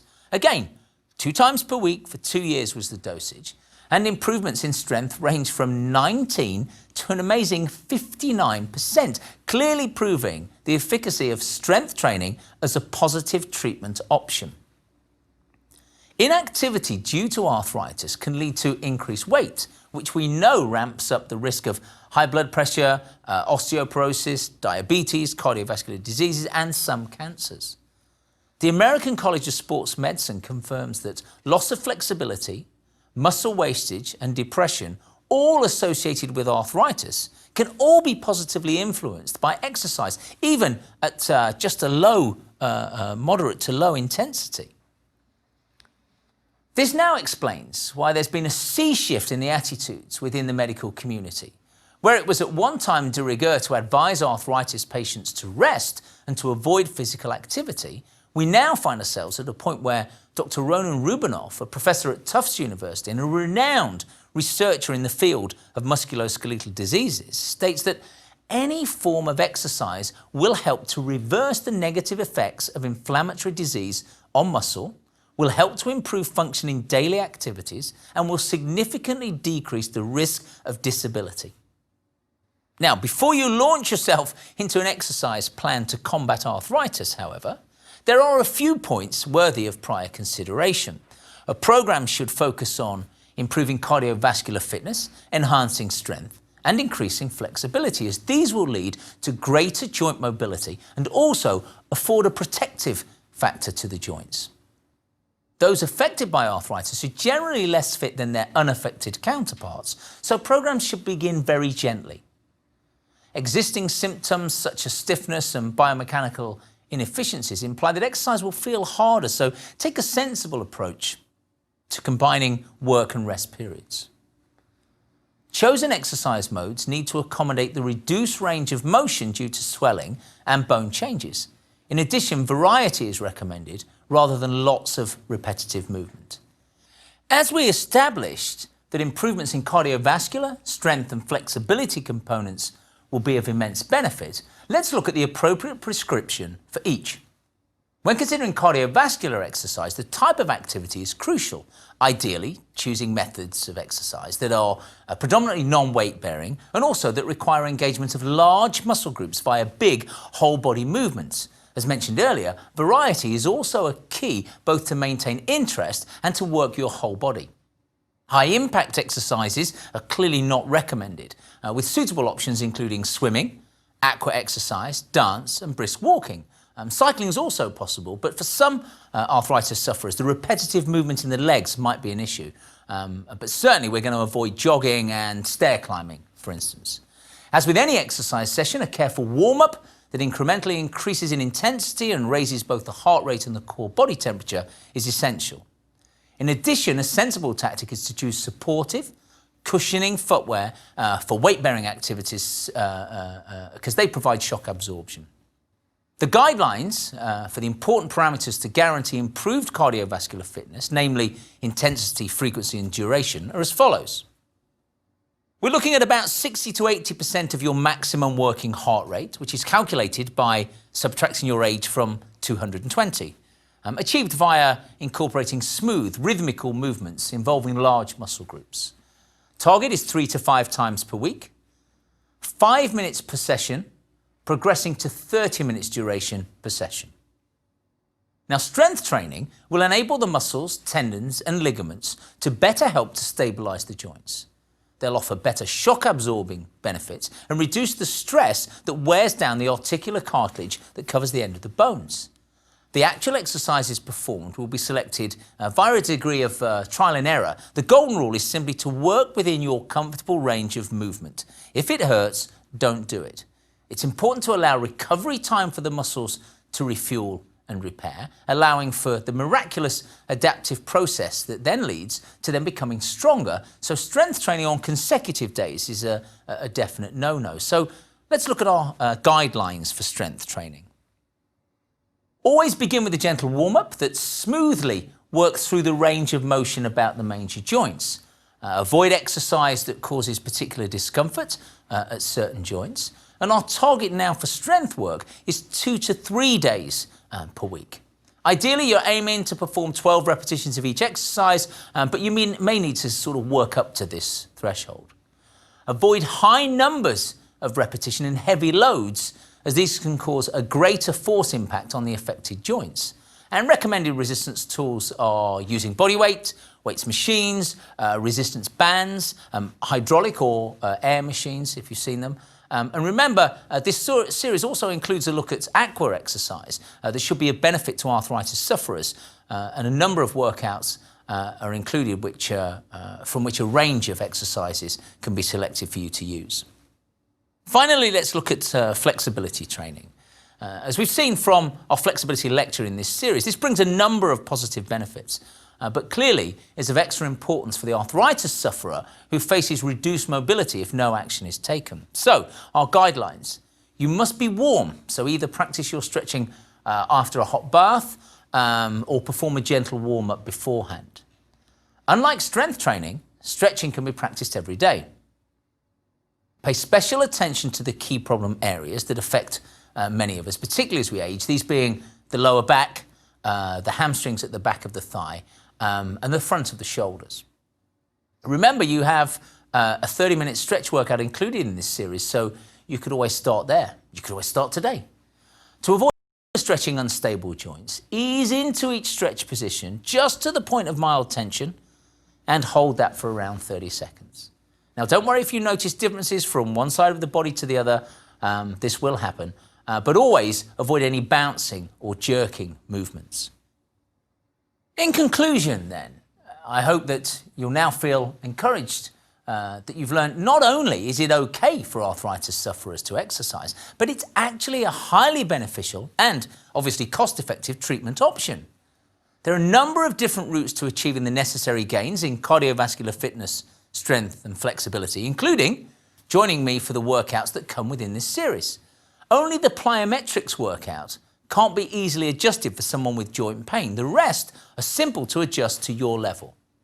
Whatever you choose to do, just remember that when it comes to the long-term effects of joint problems, so long as you're moving, you'll be improving.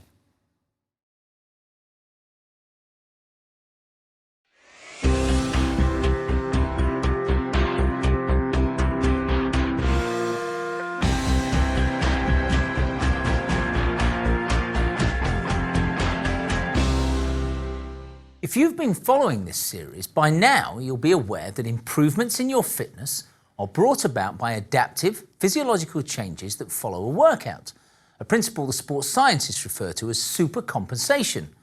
Muscle tissue repairs itself and learns to absorb a little more protein, so enabling you to generate more power in the future. In order to keep moving closer to the results you desire, however, another principle needs to be strictly adhered to, namely progressive overload. Now, what is this? Well, simply put, you need to keep increasing the workload as your cardio system improves and your muscles strengthen. So, by definition then, to keep improving, you have to keep raising the bar, in every sense, for those of you who are weight training.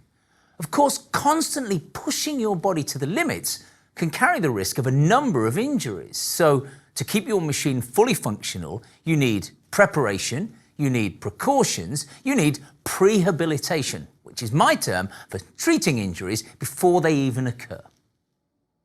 The aim of this presentation is to establish the greatest injury risks for recreational exercises and introduce treatment tactics, but then more importantly, to arm you with the knowledge to avoid them in the first place. Most exercise-related injuries are termed overuse, i.e. they're due to repetitive stress on the musculoskeletal system. The most commonly affected areas are the knee or the lower leg. Although it can be difficult to precisely diagnose and treat, simple measures such as good flexibility, balanced muscle development, good choice of footwear and gradual progression of intensity have all been proven to reduce this risk. What do I mean though by progressive intensity? Initial pain, such as a mild ache in the affected area that seems to dissipate with the warm-up but returns post-workout, is often ignored, but it shouldn't be. Unfortunately, over time, this pain begins to last longer, both during workouts and after exercise, eventually rendering exercise unpalatable, maybe even affecting performance of normal everyday activities. Importantly, the earlier help is sought from a medical advisor, the easier it is to treat almost all categories of injury. So this really is a crucial tip. Let's now look at where things can go wrong and lead to disruption in this smooth running of your beautiful human machine. Firstly, the muscles. Although the muscles are elastic, when a muscle is powerfully contracted or stretched beyond its comfortable range, a strain or tear can occur. Next, the tendons. Muscles are attached to the bones with these fibrous connective tissues, but they can become inflamed with overuse. The ligaments are thick cords that connect bones together and give the joints stability, but they can become damaged, causing a sprain if alignment is incorrect and the joint moves in a manner it was not designed to. Next, the bursa. Now, since bone moves against bone at the joints, there's a need for some cushioning, and that's the job of these bursa. But these fluid-filled sacs can sometimes become irritated if you attempt to do too much too soon. And finally, the spine. The key area is not actually the bones of the spine, but the intervertebral discs that act as shock absorbers, as these can become damaged over time, particularly as a result of twisting and bending moves when holding weights. And these mechanical breakdowns explain the pathology of a number of common activity-related injuries. Basketball players, for instance, may well be familiar with Achilles tendinitis, soreness and stiffness at the back of the ankle. This is also common in runners who land the foot strike on the ball rather than the heel of the foot. This constant pounding puts stress on the Achilles tendon, causing microscopic tears, usually in the mid-portion, about an inch or so above the heel. The solution is to stretch the soleus muscle by performing a normal calf stretch with one leg in front of the other and the rear leg stretched out but bent. So rather than your normal calf stretch like so, what we'll actually do is bend the rear knee. Okay? It's also important to ensure that footwear has good lateral motion control to prevent rotational or twisting forces being transferred to the tendon, which is really only designed to move in the up and down plane. If these interventions are combined with a reduction in workload and localized massage, full recovery can be expected. When possible, strength training should be introduced to counter possible degeneration of the tendon. because that can lead to a partial or even a complete rupture. For tennis players, common problem is piriformis strain. And this piriformis muscle is deep in the buttock and reaches from the pelvis or the sacrum to the femur or the upper part of the thigh bone. Now, this muscle can go into spasm, causing an entrapment of the sciatic nerve, leading to a sore hip and maybe referred pain down the back of the thigh. The problem occurs due to the constant lateral motion that requires repeated quick changes of weight from one foot to the other. A targeted stretch is useful here, achieved by lying down, lifting your knees up to your chest, and then dropping them to the opposite side from the injured hip and holding for around 30 seconds. Also, adding some lateral plane drills to workouts will help to strengthen the hip complex. To specifically strengthen the piriformis, you can lie face down with knees bent so that the soles of the shoes are pointing up to the ceiling and squeeze a soft medicine ball between the calves. If you're doing this at home and perhaps don't have a medicine ball, a pillow will work nearly as well. Moving on to cyclists.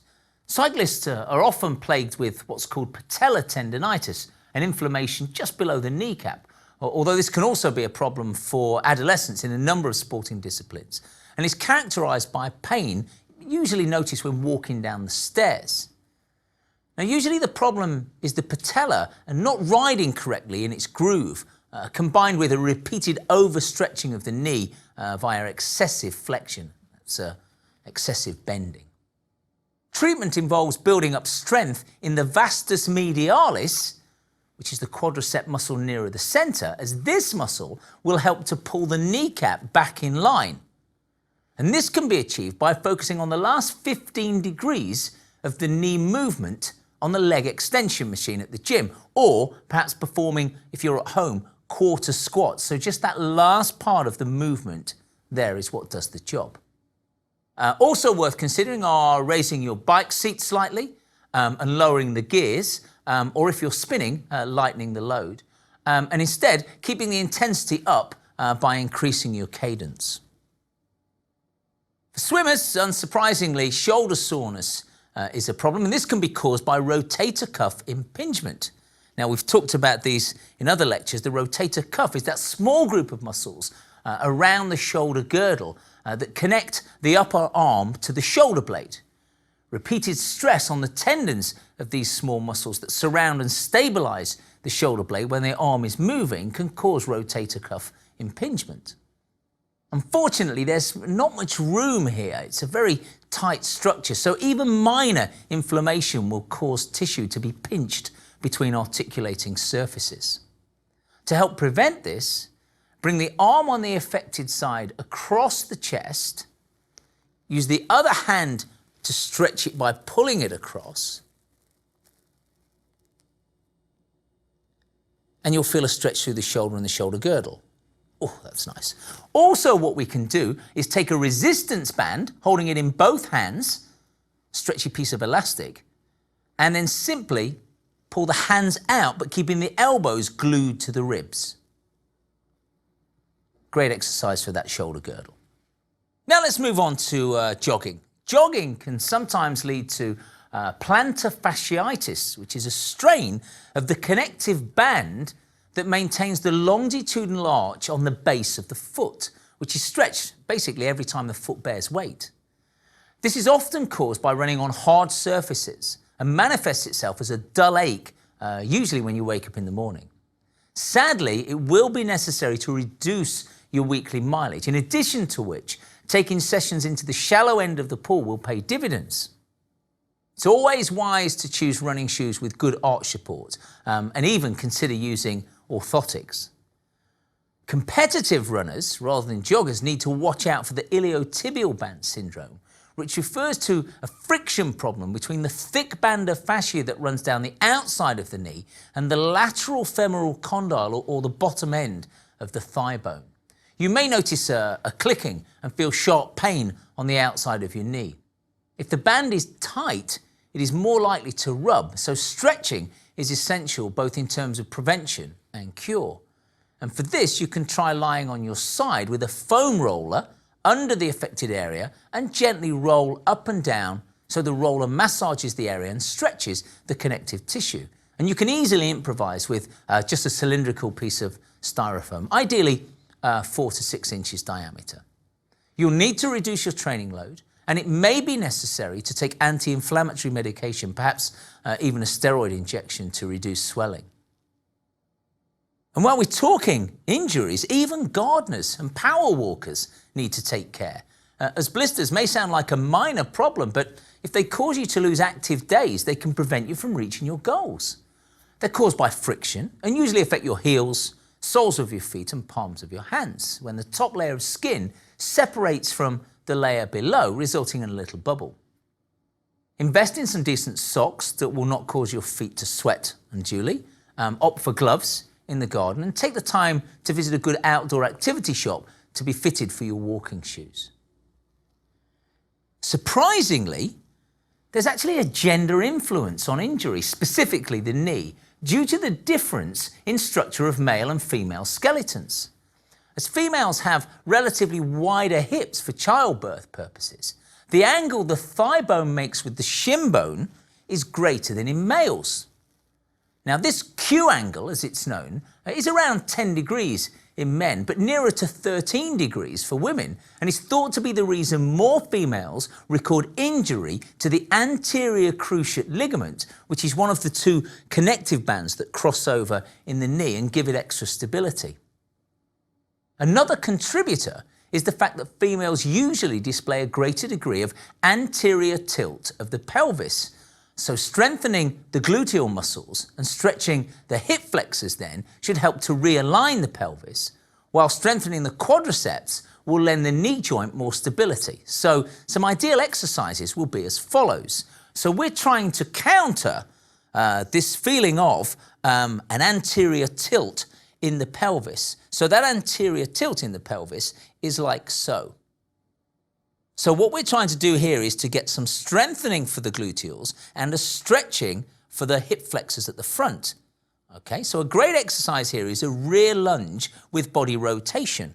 By taking my leg back and lunging, I'm starting to get some work for the gluteals, but also a bit of a stretch at the front into the hip flexors. If I also now add some rotation to that, I get even more work here. So the exercise there that's useful is a rear lunge with upper body rotation. Yeah? Moving on, another exercise is a front lunge with an overhead lift. Again, strengthening the gluteals and stretching into the hip flexors at the front. So by that, I'm taking a step forwards, I'm lunging, and I'm lifting the hands up above the head. Now, the beauty of this exercise is that I also now, remember I said we needed to look at the stability in the knee, I'm also now beginning to work through the quadriceps, working on the stability in this knee. So I'm getting my lunge there, I'm getting my stretch here, and I'm getting some stability work here. And another exercise, specifically really targeting into those gluteals and into the quadriceps, which will help with that knee stability, is the side lunge with a low reach. So all I'm doing there is literally stepping out to the side, lunging down and reaching the hands down. Obviously in my fitness kit I go a little lower than that. That side lunge and low reach really works into this quadricep, controlling that knee stability, and works through the gluteals as well. So those exercises, particularly for girls who may have issues with that Q angle related problem around the knee.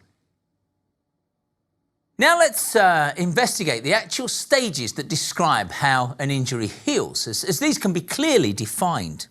Firstly, there's the inflammatory stage, lasting anything from 1 to 4 days, whereby cells form a clot to seal the affected area, so stopping the bleeding, which may be external or internal, as in a contusion or bruise. Cells known as phagocytes are attracted to the area to absorb the damaged cells that can no longer perform their functions. In addition, chemicals are released by the damaged cells that attract white blood cells, which assist in sealing the area, so helping to boost oxygenation and bring vital nutrients to aid the healing process. Once the damaged cells have been cleared, the clot that's formed by the platelets is then broken down by other cells known as fibroblasts, then allowing scar tissue to be laid down. Next is the proliferative stage, usually between 7 and 14 days after the injury, describing the laying down of the scar tissue made up of collagen fibres. Now, unfortunately, the process is not very well ordered, so the fibres can be disorganised in their arrangement. As a result, the site may be weak, hence the increased likelihood of a repeat injury, as any regular sports bod will no doubt tell you. At this time, the original blood clot dissipates as cells known as myofibroblasts work to glue together the torn structures. Remodelling occurs anywhere between 14 and 90 days, at which time the scar tissue begins to adopt the function of the surrounding tissues. This stage is influenced by external stress placed upon the area, hence the need for rehabilitation if one is to fully recover from an injury.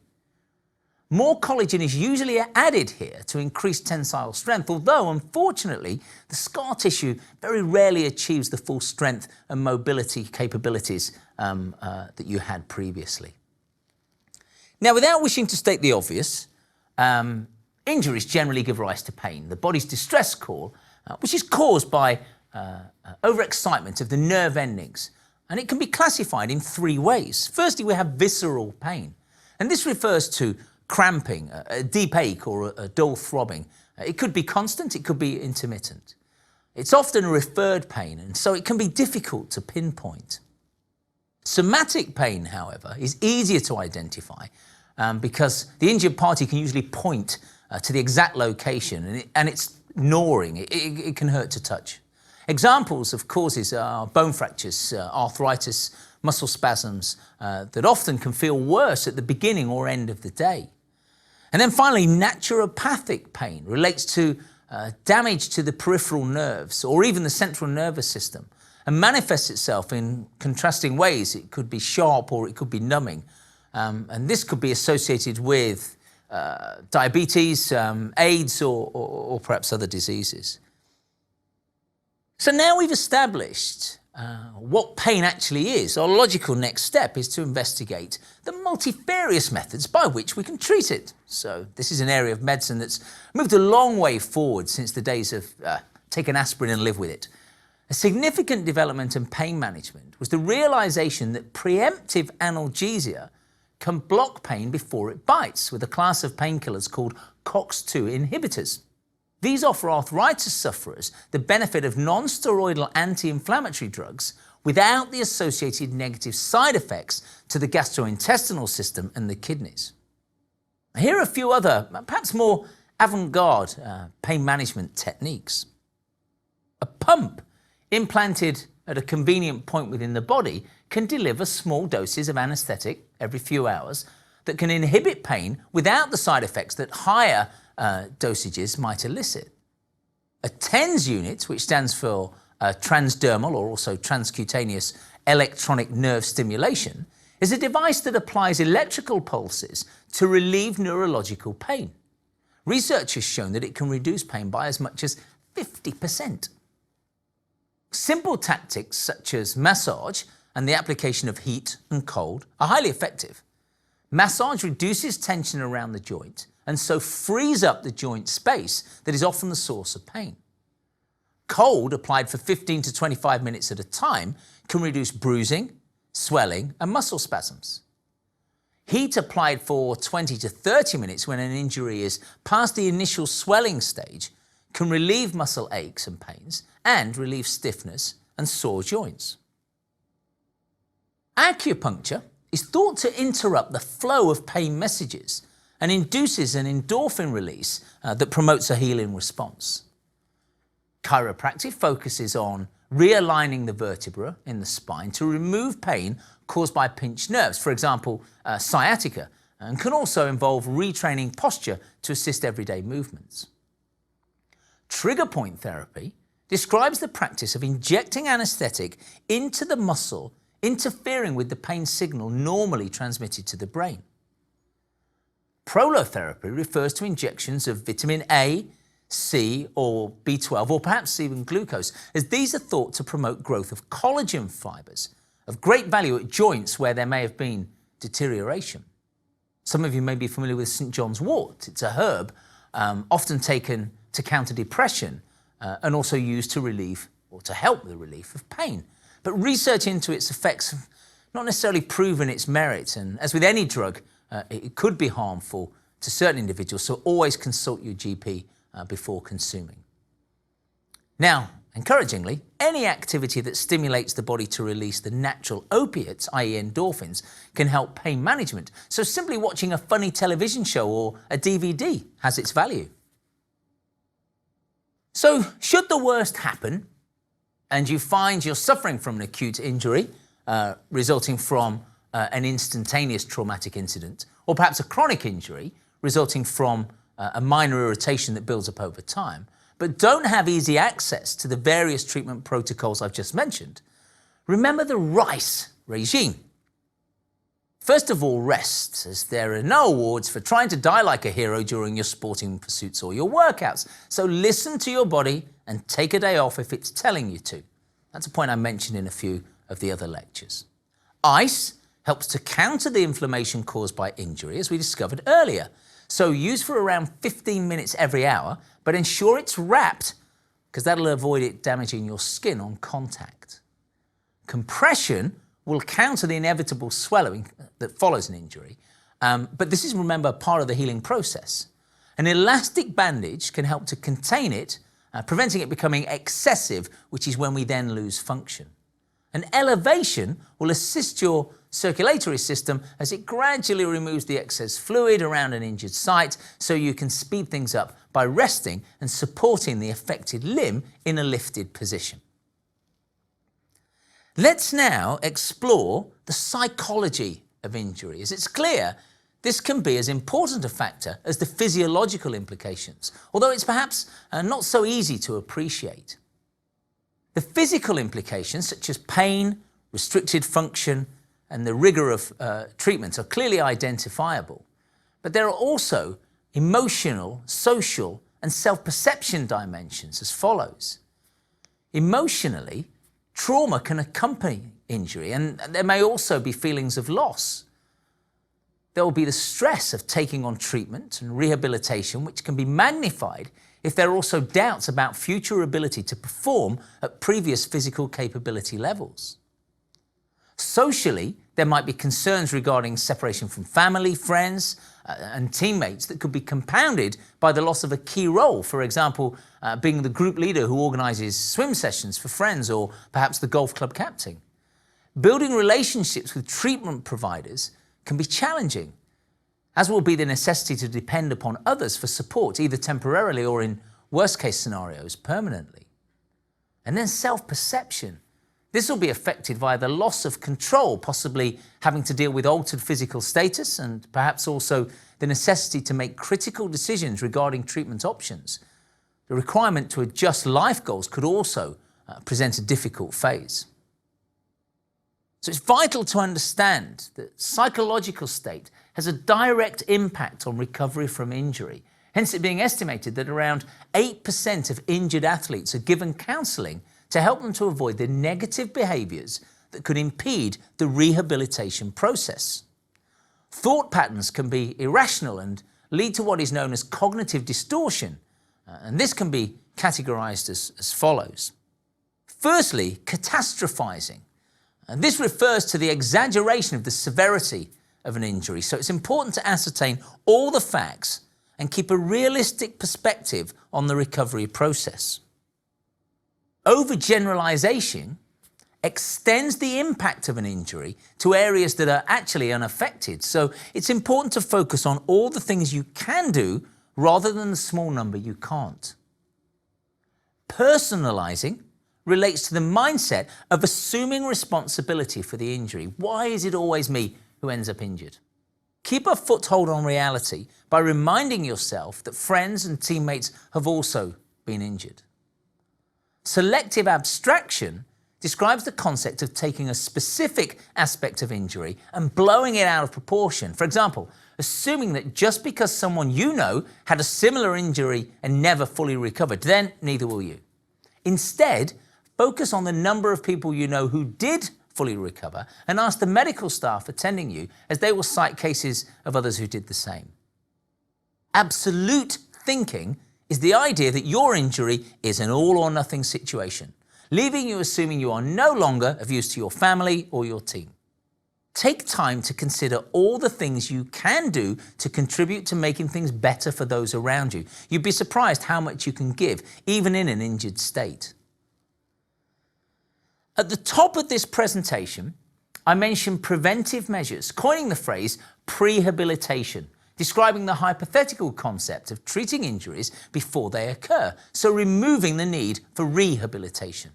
Surprisingly, despite a lack of formal research studies, there's now a growing weight of anecdotal evidence to suggest that nutrition can have an impact on injury risk. Although clearly your diet cannot directly prevent injuries, it's equally as obvious that a well-conditioned sportsman or sportswoman is less likely to suffer both the physical and mental fatigue that is known to increase injury incidence. So we can extrapolate this to the general population.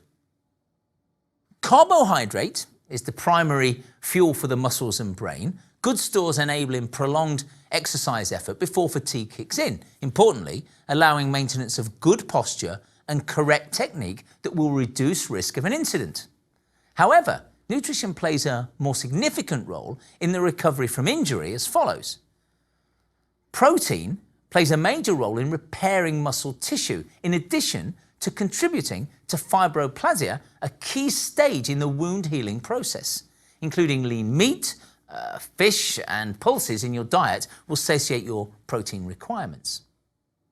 Vitamin C activates the enzymes that lead to formation of new collagen fibers, the essential connective tissue that gives strength and support to the joints. So fresh fruit and vegetables are ideal sources, with smoothies providing a convenient way to consume such. Zinc is linked to the performance of the immune system, but because the body cannot store this mineral, a regular supply is crucial. Nuts, dairy, pulses, seeds, these are all good sources. Calcium is a vital contributor to the repair of bones, so dairy products, preferably of the low-fat variety, should feature in everyone's daily intake. Vitamin D aids calcium absorption and can be found in oily fish and eggs.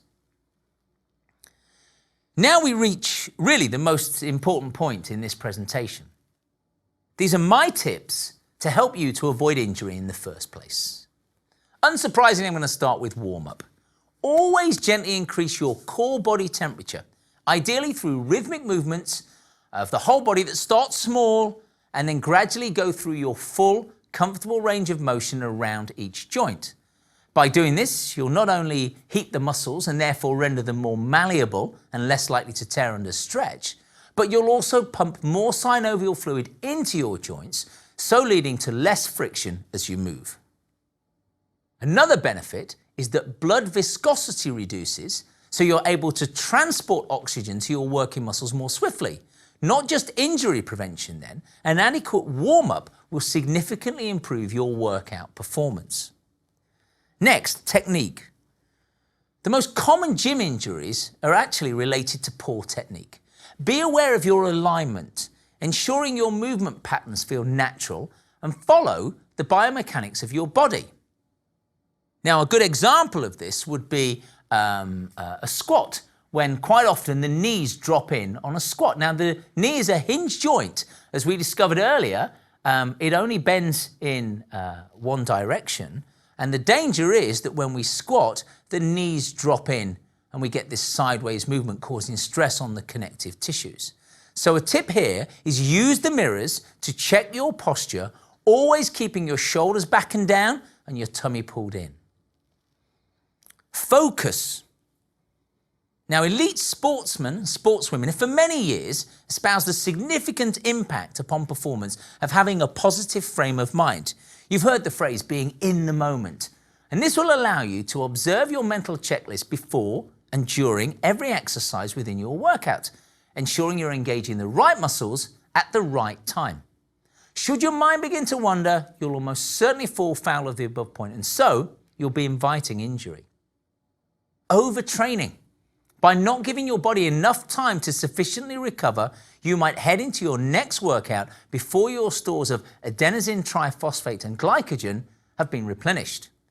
Now, without an adequate supply of these essential fuels, your regular workouts, be they resistance, pace, distance, will be much more stressful. So ensure you have rest days built into your regime. In addition, don't overdo it in the gym or in the saddle or pounding the pavements, whatever it is you do. Instead, try to think of exercise as medication. Too little can be bad for your health, but if you exceed the appropriate dose, the negative side effects can also result. Think about tempo. Unless specifically training for power, where you'll need to actually move quite quickly in maybe a chosen sport, resistance exercises should be performed slowly to allow you to control momentum and therefore the range of motion. Letting a dumbbell fall under the influence of gravity on, say, the downward phase of a bicep curl, for example, can put at risk the tendons and ligaments around the elbow joint. In addition, one of the best ways to improve the toning effects of your exercise is to observe the TUT principle, whereby the longer the time the muscle is under tension, then the better the results will be. And you'll see an example of that in our dumbbell workout. Core stability, improving the strength of your deeper postural muscles, this is the theme that keeps coming up in a lot of lectures in this series, will lend greater support to your spine during movement, especially under load, so reducing the risk of the multi-directional forces causing trauma to the spinal structure. A strong center will also enable you to generate more power through your arms and legs. Try progressing through the various levels of the plank, together with kettlebell, viper exercises, and also balance exercises using a balance board. Again, look out for those in the workout section at the end of this series. So to conclude, remember that serious injuries need professional attention. So, as the former chair of the British Olympic Association advises, seek medical assistance if you feel nauseated, if you're breathing shallow, your pulse is up and your skin is clammy, signs of shock, or if you experience severe pain and swelling. Possibly the greatest self-help advice is to never ignore an injury, particularly persistent minor niggles, as these can often turn from chronic to acute cases without the appropriate attention. Treatment programs vary depending upon the nature and extent of the injury, but it's important to follow medical advice to the letter and not simply dive back into your play when you think you feel it's time and you're okay. It's important to understand that it takes both time and effort to regain the flexibility and functional strength of recovering tendons, ligaments, muscles and bones. So patience and hard work are the key ingredients. If injury does strike, remember my tips to counter the psychological impact by using the associated downtime to work on other areas of your health and fitness. For example, sports participants should try to view an arm injury as time to work on improving the strength in their legs, while someone who usually walks to stay healthy could use a leg injury as the catalyst to spend some time in the swimming pool, maybe even learning a new stroke. After all, it was the father of medicine himself, Hippocrates, who once declared, healing is a matter of time, but it's sometimes also a matter of opportunity.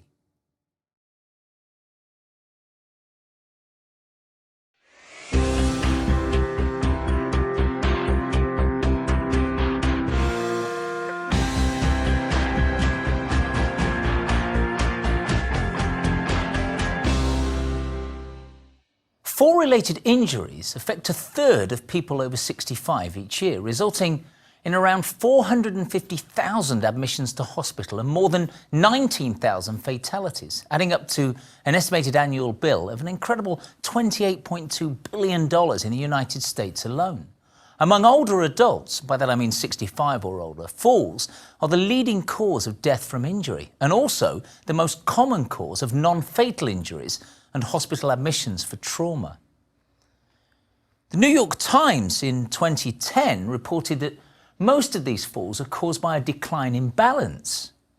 Now, the good news is that according to Dr. Thurman, who was quoted in the article, the preponderance of evidence shows fairly convincingly that strength and balance training can reduce the rate of falls by up to 50%.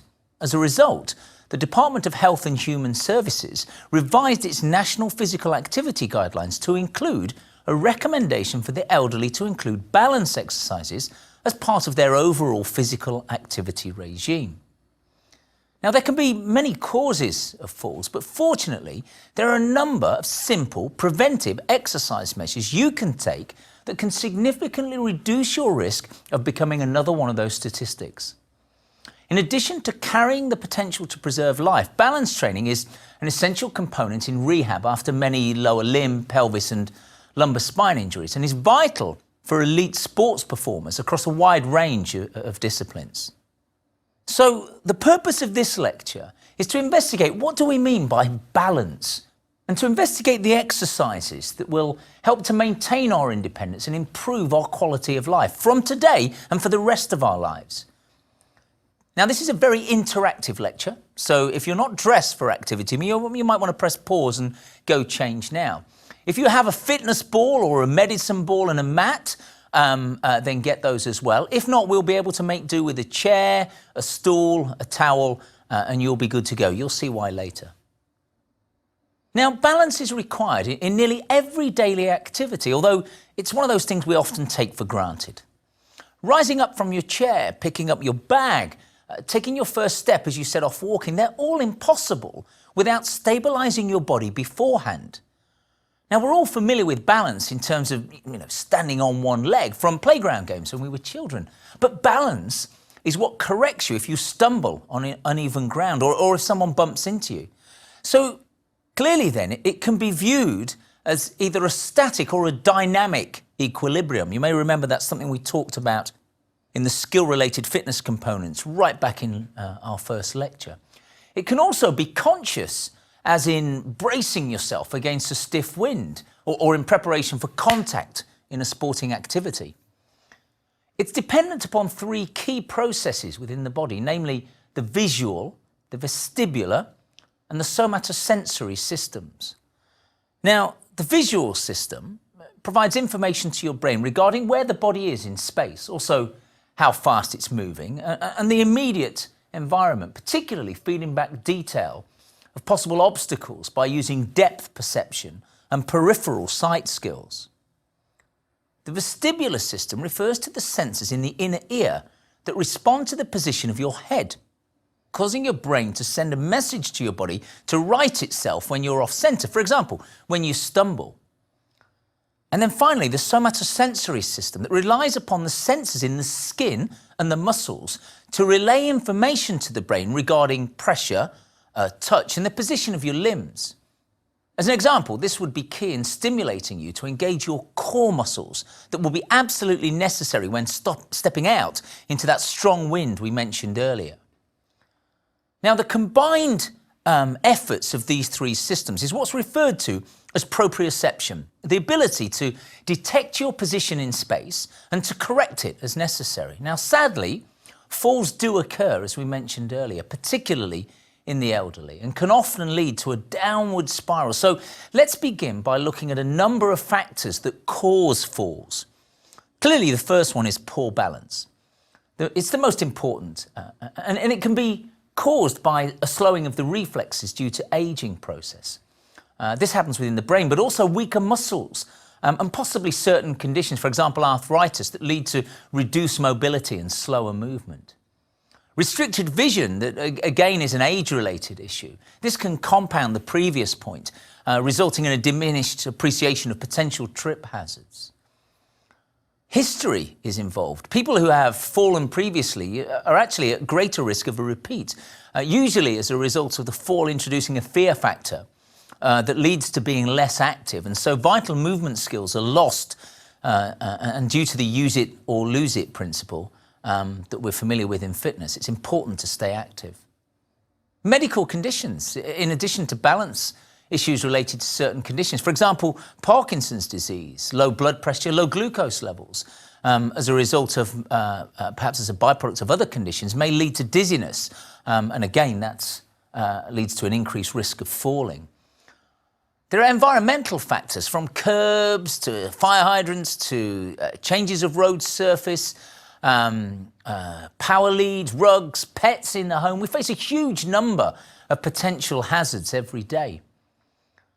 Now, some prescription drugs for a number of conditions are also known to carry side effects that include dizziness. So again, that's a risk factor. What's important to remember, though, is that falls might not just result in the obvious, such as injury, pain, possibly even disability, but could also have a psychological impact through loss of confidence, fear, maybe even guilt. Worse still can be the social consequences of possibly having to be moved into residential care and the financial implications of that. The depression, perhaps, with losing contact with friends. Perhaps for all or any of these reasons, 1 out of 3 adults aged 65 and older falls each year, but fewer than half talk to their healthcare providers about it. Now, exercise, however, can resist or at least soften the influence of the list of fall factors we mentioned. Practicing movement skills will enable the body and mind to maintain the complex level of integration required to function optimally. Regular exercise affords an opportunity to repeatedly work on challenging and therefore improving your balance, confirming non-use rather than age is the biggest culprit. Before we investigate the type of exercise that is beneficial in this domain, it seems prudent to spend a short while thinking about how we measure our balance capabilities, since the better our static and particularly dynamic balance, then surely the less likely we are to run into problems. It would be good to have a benchmark then, so that we can see, how much work we need to do. So here are a few tests that you can try at home. In fact, you can try them right now. So why don't you join me? If you stand up, we can try this one together. To measure your static balance, we have what's called the tightrope stance. So what I'm going to ask you to do is to simply put one foot directly in front of the other. That's all we're going to do. We're going to stand in that position. There we go. Some of you may already be beginning to feel. So we're looking to hold that position without any swaying of the trunk or shuffling of the feet. Yeah. Now, if we can't hold that position for at least 10 seconds, that could be indicative of fall risk. Yeah. Now, I would try that both ways around as well. You may find that on one side as opposed to the other, you have a little better balance. Now, similarly, something I mentioned earlier, standing on one leg. Again, we'll try it off both sides. And our target here is for 5 seconds. If we can't hold this for 5 seconds, again, that's a little bit of a risk factor we need to be aware of. Yeah? So they're static, but what about dynamic? Well, actually, what if we take that tightrope and take it on the walk? The tightrope walk. Hopefully none of you have been dragged out of your car by a policeman and made to do this. But you may be familiar with this tightrope walk test. And another test, as simple as it sounds, is to do a 360, standing yourself and just turning yourself around. Because believe it or not, some people will find that a little difficult to get themselves around in as few steps as possible and to fix themselves at the center. And the time there we're looking for is 3 seconds. If it takes much longer than 3 seconds, again, that could be a risk of fall. So how did you do with those tests? Now remember, don't feel disheartened if you found them a little challenging. They'll improve with practice, and I'll show you how to do that later. Instead, right now I'd like to flag up a really useful tip in predicting balance problems before they arise. So alerting you to an impending issue for yourself or someone close to you, and hopefully stimulating you to take preventive action. I'm talking simply about walking, as your gait, your walking pattern can reveal signs of potential balance issues before they arise. So here's what to look out for. A shortened stride length. If you notice short strides, that's something to look out for. A slower pace, a wider walking stance, because clearly opening the stance is to try to correct that balance. An uneven rhythm, a lowered foot lift. If we're beginning to drag the feet, again, that's a sign of we're losing that bit of contact with the floor. Now, the many different reasons that act individually or in combination to cause falls lead to the fairly obvious hypothesis that improving balance is going to take a mix of training techniques in order for an exercise program to be successful. An effective regime needs to incorporate exercises that focus on posture, coordination, reaction speed, strength, and flexibility. Now, additionally, cardiovascular sessions will have an indirect positive effect by aiding weight management, and so walking, cycling, swimming are particularly encouraged. To highlight the importance of balance training, the American College of Sports Medicine, in a 2007 report by a panel of leading medical experts, established balance training as essential in the prevention of a range of injuries. And we all know that prevention is better than cure. Our target outcomes from an exercise regime to reduce the risk of falls are as follows. We want to increase mobility in the lower back, the hip, the knee, and the ankle. We want to enhance strength in the deeper postural muscles, also the calves, the quadriceps, the hamstrings, the gluteals, the hip abductors, lifting the leg out, and the adductors, lifting the leg in, as all of these directly affect balance. We want to improve the ability to change speed and direction, but smoothly, fluidly. We want to develop a smooth transference of body weight in functional activities. Functional activities are everyday type movements.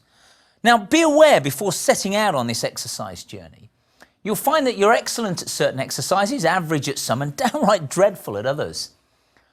But this is primarily due to your previous activity experience, but it could also be influenced by old injuries and maybe even your confidence levels. So begin by performing exercises at your own pace and within a comfortable range of movement. Both of these parameters can be incrementally increased as and when you're ready to do so. So some of the exercises in this workout will be new to you, allowing yourself time to get used to them. And if possible, try to use a mirror to check your technique when performing each exercise. This way, you'll be able to view your posture, ensuring it's correct, and so you can be confident that you'll soon be seeing the benefits. So I'll now show you a number of exercises to help you to achieve the goals we spoke of earlier, giving you 3 levels of each. So you can pick your appropriate starting point, but it'll also give you an opportunity to progress, as I hope you'll look to do as you start to find the exercises easy. Ideally, you need to be warm before attempting these exercises. So if you wish to press pause, I'll wait a second while you take a brisk walk on the spot for about 3 to 5 minutes, or maybe walk up and down the stairs a few times. Yeah? Alternatively, you could try the most basic version of each exercise with me, but then replay the progressed version once you've warmed up. We're aiming for 12 repetitions of each exercise, but if that's difficult, do as many as you can do and commit to building up that score. Once you can do 12 repetitions with ease, it's time to move on to the next level. Now for these balance exercises, I'm going to use my little fitness toys here, although don't worry, although I suspect some of you have got these kind of toys sitting around in the garage getting dusty, you can improvise. A chair, I'm going to take it you've got a chair. The medicine ball could actually be any kind of ball, okay? Any kind of ball. Dumbbells. If you've not got dumbbells, have you got a couple of tins of beans, a couple of bags of sugar, something that's got a little bit of resistance you can use. Really, the fitness ball's fairly essential, although easily accessible, can get them in most decent stores and pretty cheap. And the mat could be a towel. So if you've got these pieces of kit, brilliant. If not, don't worry too much. So the exercises, I'm going to take you through a range of exercises that are going to work the whole body, particularly the core muscles, the deeper abdominal muscles. These are vital to control the movement of the trunk.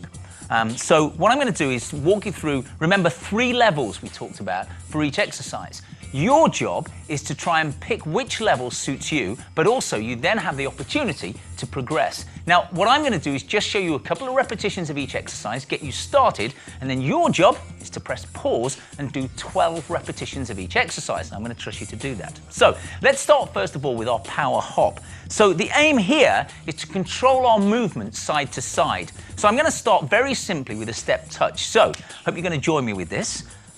We're going to take a step to the side and back. That's all we're doing. I did tell you it was going to start nice and easy, didn't I?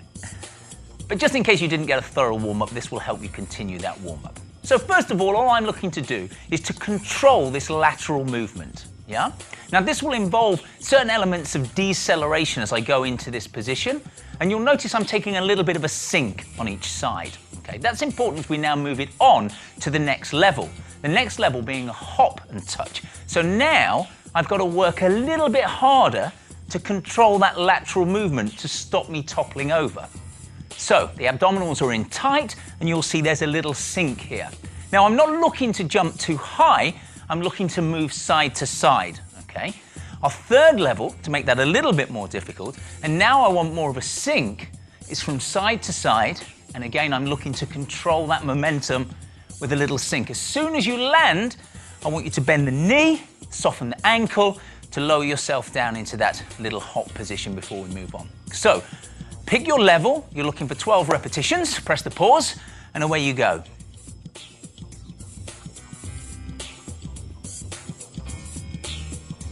Okay, so I'm moving on. Next exercise, the lunge. So you'll have seen this exercise, fairly common exercise.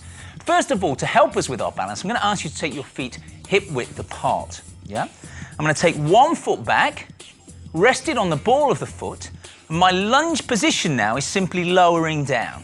Okay, so let me show you that from the side. What I'm looking to do here is to keep your abdominals in tight, keep your head up, keep your chest lifted. We're sinking down, this knee towards the floor and back up, yeah? Be careful not to twist this back leg. I want to make sure this is straight. If it's this way around, I'm afraid we start to bend into a position that the knee's not designed to do. It's a hinge. So what I'm asking you to do here is straight down and back up, okay?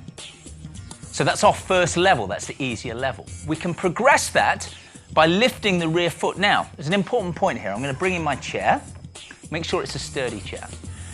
An important point here is the degree of flexion through the knee. So the most basic lunge squat will always be designed to make sure the knee doesn't bend too much. Okay? However, the truth is that our knees do bend all the way down. Okay? And raising yourself from a chair, or particularly from a sofa, if it's an old battered sofa, it's probably lower than this, you'll find that the knee is actually bent a little bit further than that 90-degree angle. And the truth is, if you don't ever exercise down here, you'll never have any strength down there. So it's important, and this is the golden rule, to work to your comfortable range of motion. Okay, so that means you go as far as is comfortable for you. And that's a little bit of trial and error to find that position. So this exercise, make sure we're stepped quite a way away from the chair, resting the foot at the back. Now still the same rules apply. Make sure we're on the ball of the foot, make sure the hips, chest, shoulders are all square in the same direction, and the exercise now becomes a little bit harder. You can see there's a little bit more balance work here on this front leg, but also now you'll see I'm getting much more bend through here. Now the great thing about that is it's making my quads, hamstrings at the back of the thigh, and the glutes work a little bit harder, okay? So that's your second level. Can we take that a step further? Yes, we can. Let's move this out of the way and bring in the ball. So our third level now on the lunge is to put the rear foot on the ball. So now we're going to have to work a lot harder, particularly around the hip, to control this movement. So again, I'm setting myself up for my lunge and I'm resting the ball of the foot at the back. So now I've got all of this to handle. So you might want to take the hands out to the side as you go down for your lunge position. Okay, there we go. So that's a little bit more difficult. So have a go, find your level, 12 repetitions on each leg. And the important thing there is as you swap from one side to the other, be aware if one side's stronger than the other, one side's got better balance, you'll find that we often have that disparity. Once you've found your weakness, then it's important to work on that side. So press pause, 12 repetitions, I'll be here when you get back.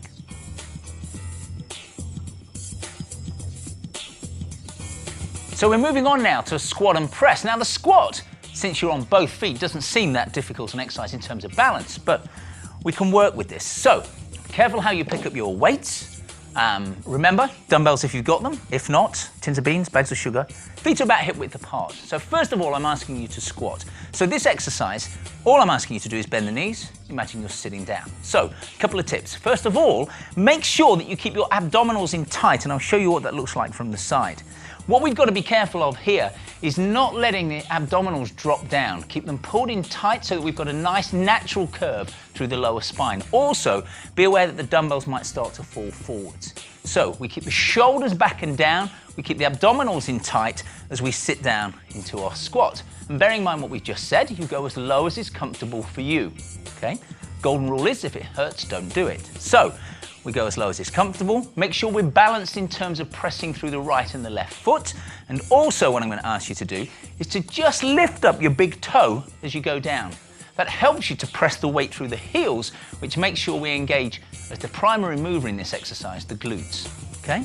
Pressing down and lift. Beautiful. So that's the first level, nice and easy. Okay, so we can take that a step further. Taking the dumbbells up, all I'm going to ask you to do this time is at the same time, simultaneously, we squat and press, okay? We squat and press. Be careful not to lock out the elbows at the top, yeah? But also, you'll find this puts a greater challenge on the abdominals, the deeper abdominals that are controlling the position of the lower spine, yeah? So you'll really need to pull in tight here as we sit down into that squat. A great exercise, okay? So that's our second level. Progressing that one step further, let's lose one of the dumbbells. Be careful how you put it down, don't let it go too far away.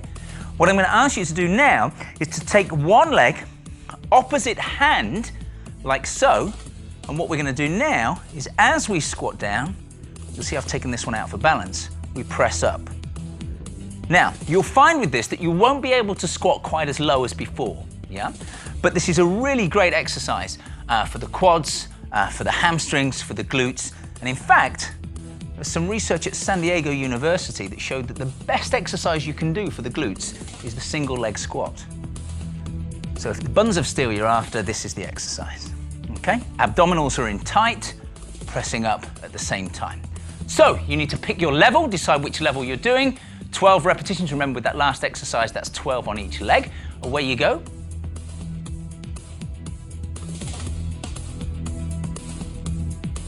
And we're moving on. Dumbbells again, both dumbbells this time.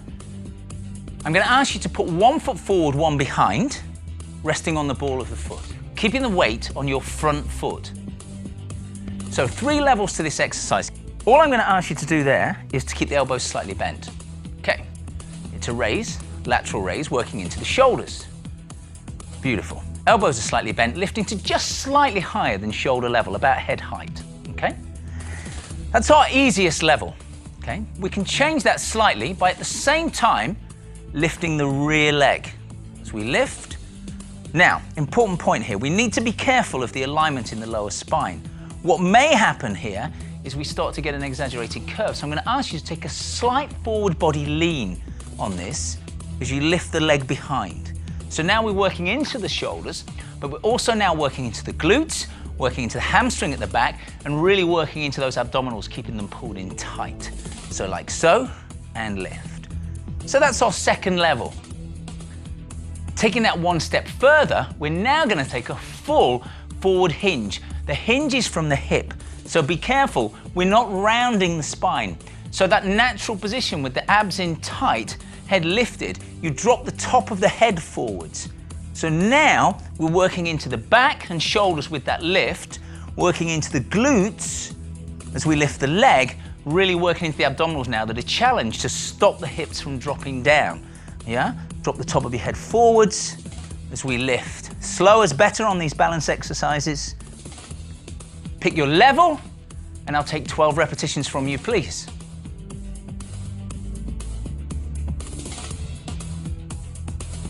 So we're moving on. Let's lose the dumbbells. Let's get a hold of the ball. Now, just a little tip here. When you're using this fitness ball, sometimes, particularly on a hard floor like this, it can slide around a little. So this is where your mat or towel will come in really useful. Okay, so the ball. First exercise here. The challenge is we're working on an unstable surface, yeah? So you'll notice straight away I've got all of this going on. So that makes us work a little bit harder around the lumbopelvic region to keep ourselves fixed. First exercise is quite simply, and if you're not too sure about this, keep the hands on the ball as well, is just to walk yourself down till the shoulders are on, keep the hips lifted, and then walk yourself back. Yeah, that's all we're looking to do. Now we're trying to work against this wobble that's bound to happen. So try to keep yourself balanced, if you can, and then back up. That's our easiest level, yeah? Let's take that one step further and start to introduce the abs into the exercise, taking the elbows back. All I'm gonna ask you to do now is add a little sit-up. Just that little crunch movement from there, sitting up. Keep the elbows back, don't throw the elbows forwards, yeah? And remember that the abdominals here bring the ribs closer to the hips. So a tip while you're doing this exercise is try to imagine taking a spring and squeezing it together. That's what we're trying to do here. Sit up, squeeze the ribs towards the hips, and you'll really feel that working there. And also we've got this challenge of balancing ourselves because we're now on this unstable surface. Now, just to take that one step further, and I'm warning you, this one is quite a difficult exercise. We do exactly the same thing. We're down on the ball, we're doing the crunch, but we're gonna lift one foot off the floor at the same time. So, wish me luck, I might need it. So, all I'm asking you to do here is as you crunch, lift one foot off the floor at the same time. Trust me, I'm making this look easier than it is. Up. As we sit up, lift one foot at the same time. That's enough, I'll quit while I'm ahead. However, you're gonna do 12 repetitions. Pick your level. It's better to make sure you've got the exercise correct rather than move on to the next level. The time to move up, as we said earlier, is when you can do 12 repetitions of that exercise easily. That's when we move on to the next level.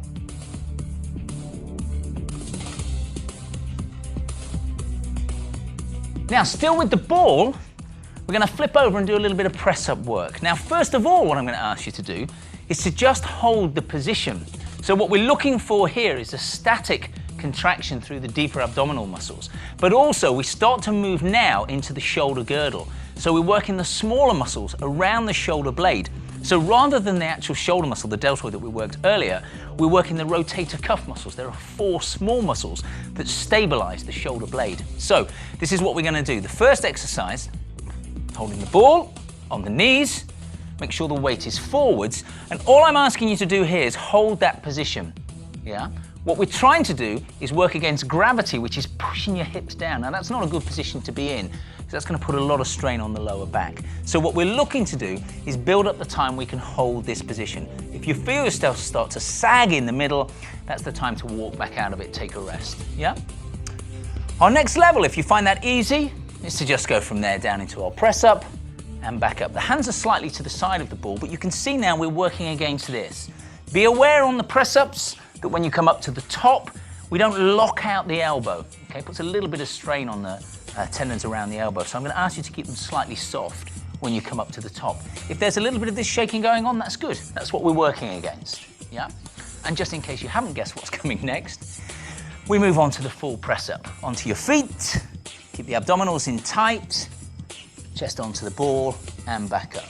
So you can see now, as well as working through the normal press-up position for the chest, we're now working around the shoulder girdle to stabilize that position. Okay, so pick your level, give me 12 repetitions, please.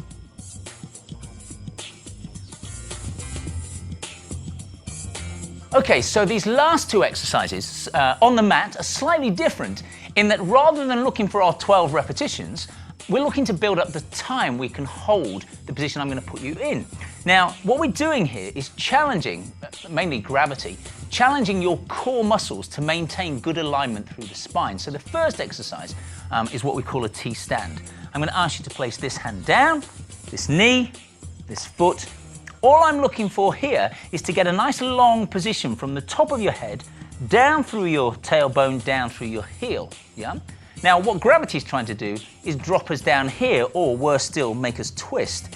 Our challenge here is to make sure we stay sideways on. So what should happen is your hips, chest, shoulders should stay square to me, okay? I'm going to lift this arm. Now, we've got a little bit of balance work going on here through the shoulder girdle to hold that position. Now, most of you will find that fairly easy, so I'm going to move on to the next level, which is take that foot off. You can see what the challenge is here. The hips are going to want to drop down. We're going to work through, particularly through the obliques, through the waist, to hold that position. Okay? Remember, we're looking to build up the time. And if you're finding that easy, the next challenge is, can we hold that position, but drop the top arm down and lift it up? And the challenge there is that you'll want to rotate. So you've got to try and keep that fixed through the middle, abdominals in tight, pulling through the waist, keep the hips lifted as we lower the arm and we lift it up. Okay? So, do you want to have a quick go at that?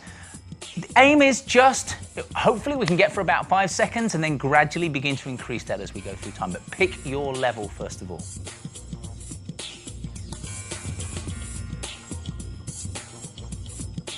So the final exercise, this is really getting into the abdominals. The challenge again, as we said, is can we maintain that position? Nice long spine. So we're going to sit up tall first of all. You can use the knees. Pull yourself up nice and tall. Abdominals are in tight, shoulders are back and down. Can we keep that position as we lower backwards? Yeah? What we're trying to avoid is that rounded position there. Okay, sit up tall, lower backwards, take the arms out but pull the shoulder blades back and down. Yeah? And we're looking again to just hold that position. When it starts to get a little uncomfortable or you start to shake, we'll come up and you can round down just to release out of it. Okay? So that's our basic level. Can we move that up a level? Sit up tall first of all. Let the top of your head drop backwards, the chin's in. What I'm going to ask you to do now is to raise one leg. And again, we're looking to hold that position. When it begins to shake, if you begin to round, bring yourself back up, okay? And just in case you've not guessed where this is going, our final level, can we go back, lift the arms? Is there any chance we can lift both legs? Keep your breathing nice and constant. Are they shaking? And back down and take a little rest there. Okay, so there's a range of balance exercises. And remember, just like any other exercises, they're going to take some practice. The key here is to pick your level. You have 3 different levels for each exercise. Start with the easier one. When you get to the point where you can do 12 repetitions quite comfortably, that's the time to move on to the next level. Takes a little bit of practice. Be aware you may have difference from right to left. But you'll find over time that your balance will begin to improve and you're getting a good workout for the whole body at the same time. As we established right at the start of this presentation, balance training is not just for the elderly to reduce the risk of falls, but also an important component of the recovery from injury process. Interestingly, some pioneering work in this area involves using the Wii, as games include challenges to both static and dynamic, so can actually help with rehabilitation. In fact, one article in USA Today called this Rehab. Hospitals in Minneapolis and Edmonton have integrated it into physical therapy programs, and even injured American soldiers in Germany are trying this technique. In addition to practicing the exercises I showed you earlier, I strongly recommend trying Tai Chi. As a 2004 study published in Medicine and Science in Sports and Exercise suggested, this will result in enhanced balance capabilities and functional ability in older persons. The research showed a clear reduction in the number of falls recorded by the subjects in the 6 months following the introduction of Tai Chi training when compared to a group who performed just stretching exercises. Now, whilst the researchers were not sure of the precise reasons for the benefits achieved, if you refer back to the list of the desired outcomes from this sort of activity we discussed earlier, it becomes obvious why Tai Chi satisfies all of these, and so it's no surprise that it brings results. To conclude our workout balance training, I wish to stress the danger of associating it with only the injured, the elderly and elite sports people, repeating my comments on the high value of it as a preventive tool to keep you healthy, whatever your current age and activity level. So remember, balance training will not just help you to ski better or to rollerblade better, but it'll also improve basic functions such as walking down the street and standing up, ensuring that the amazing machine that is your body keeps working as it should for life.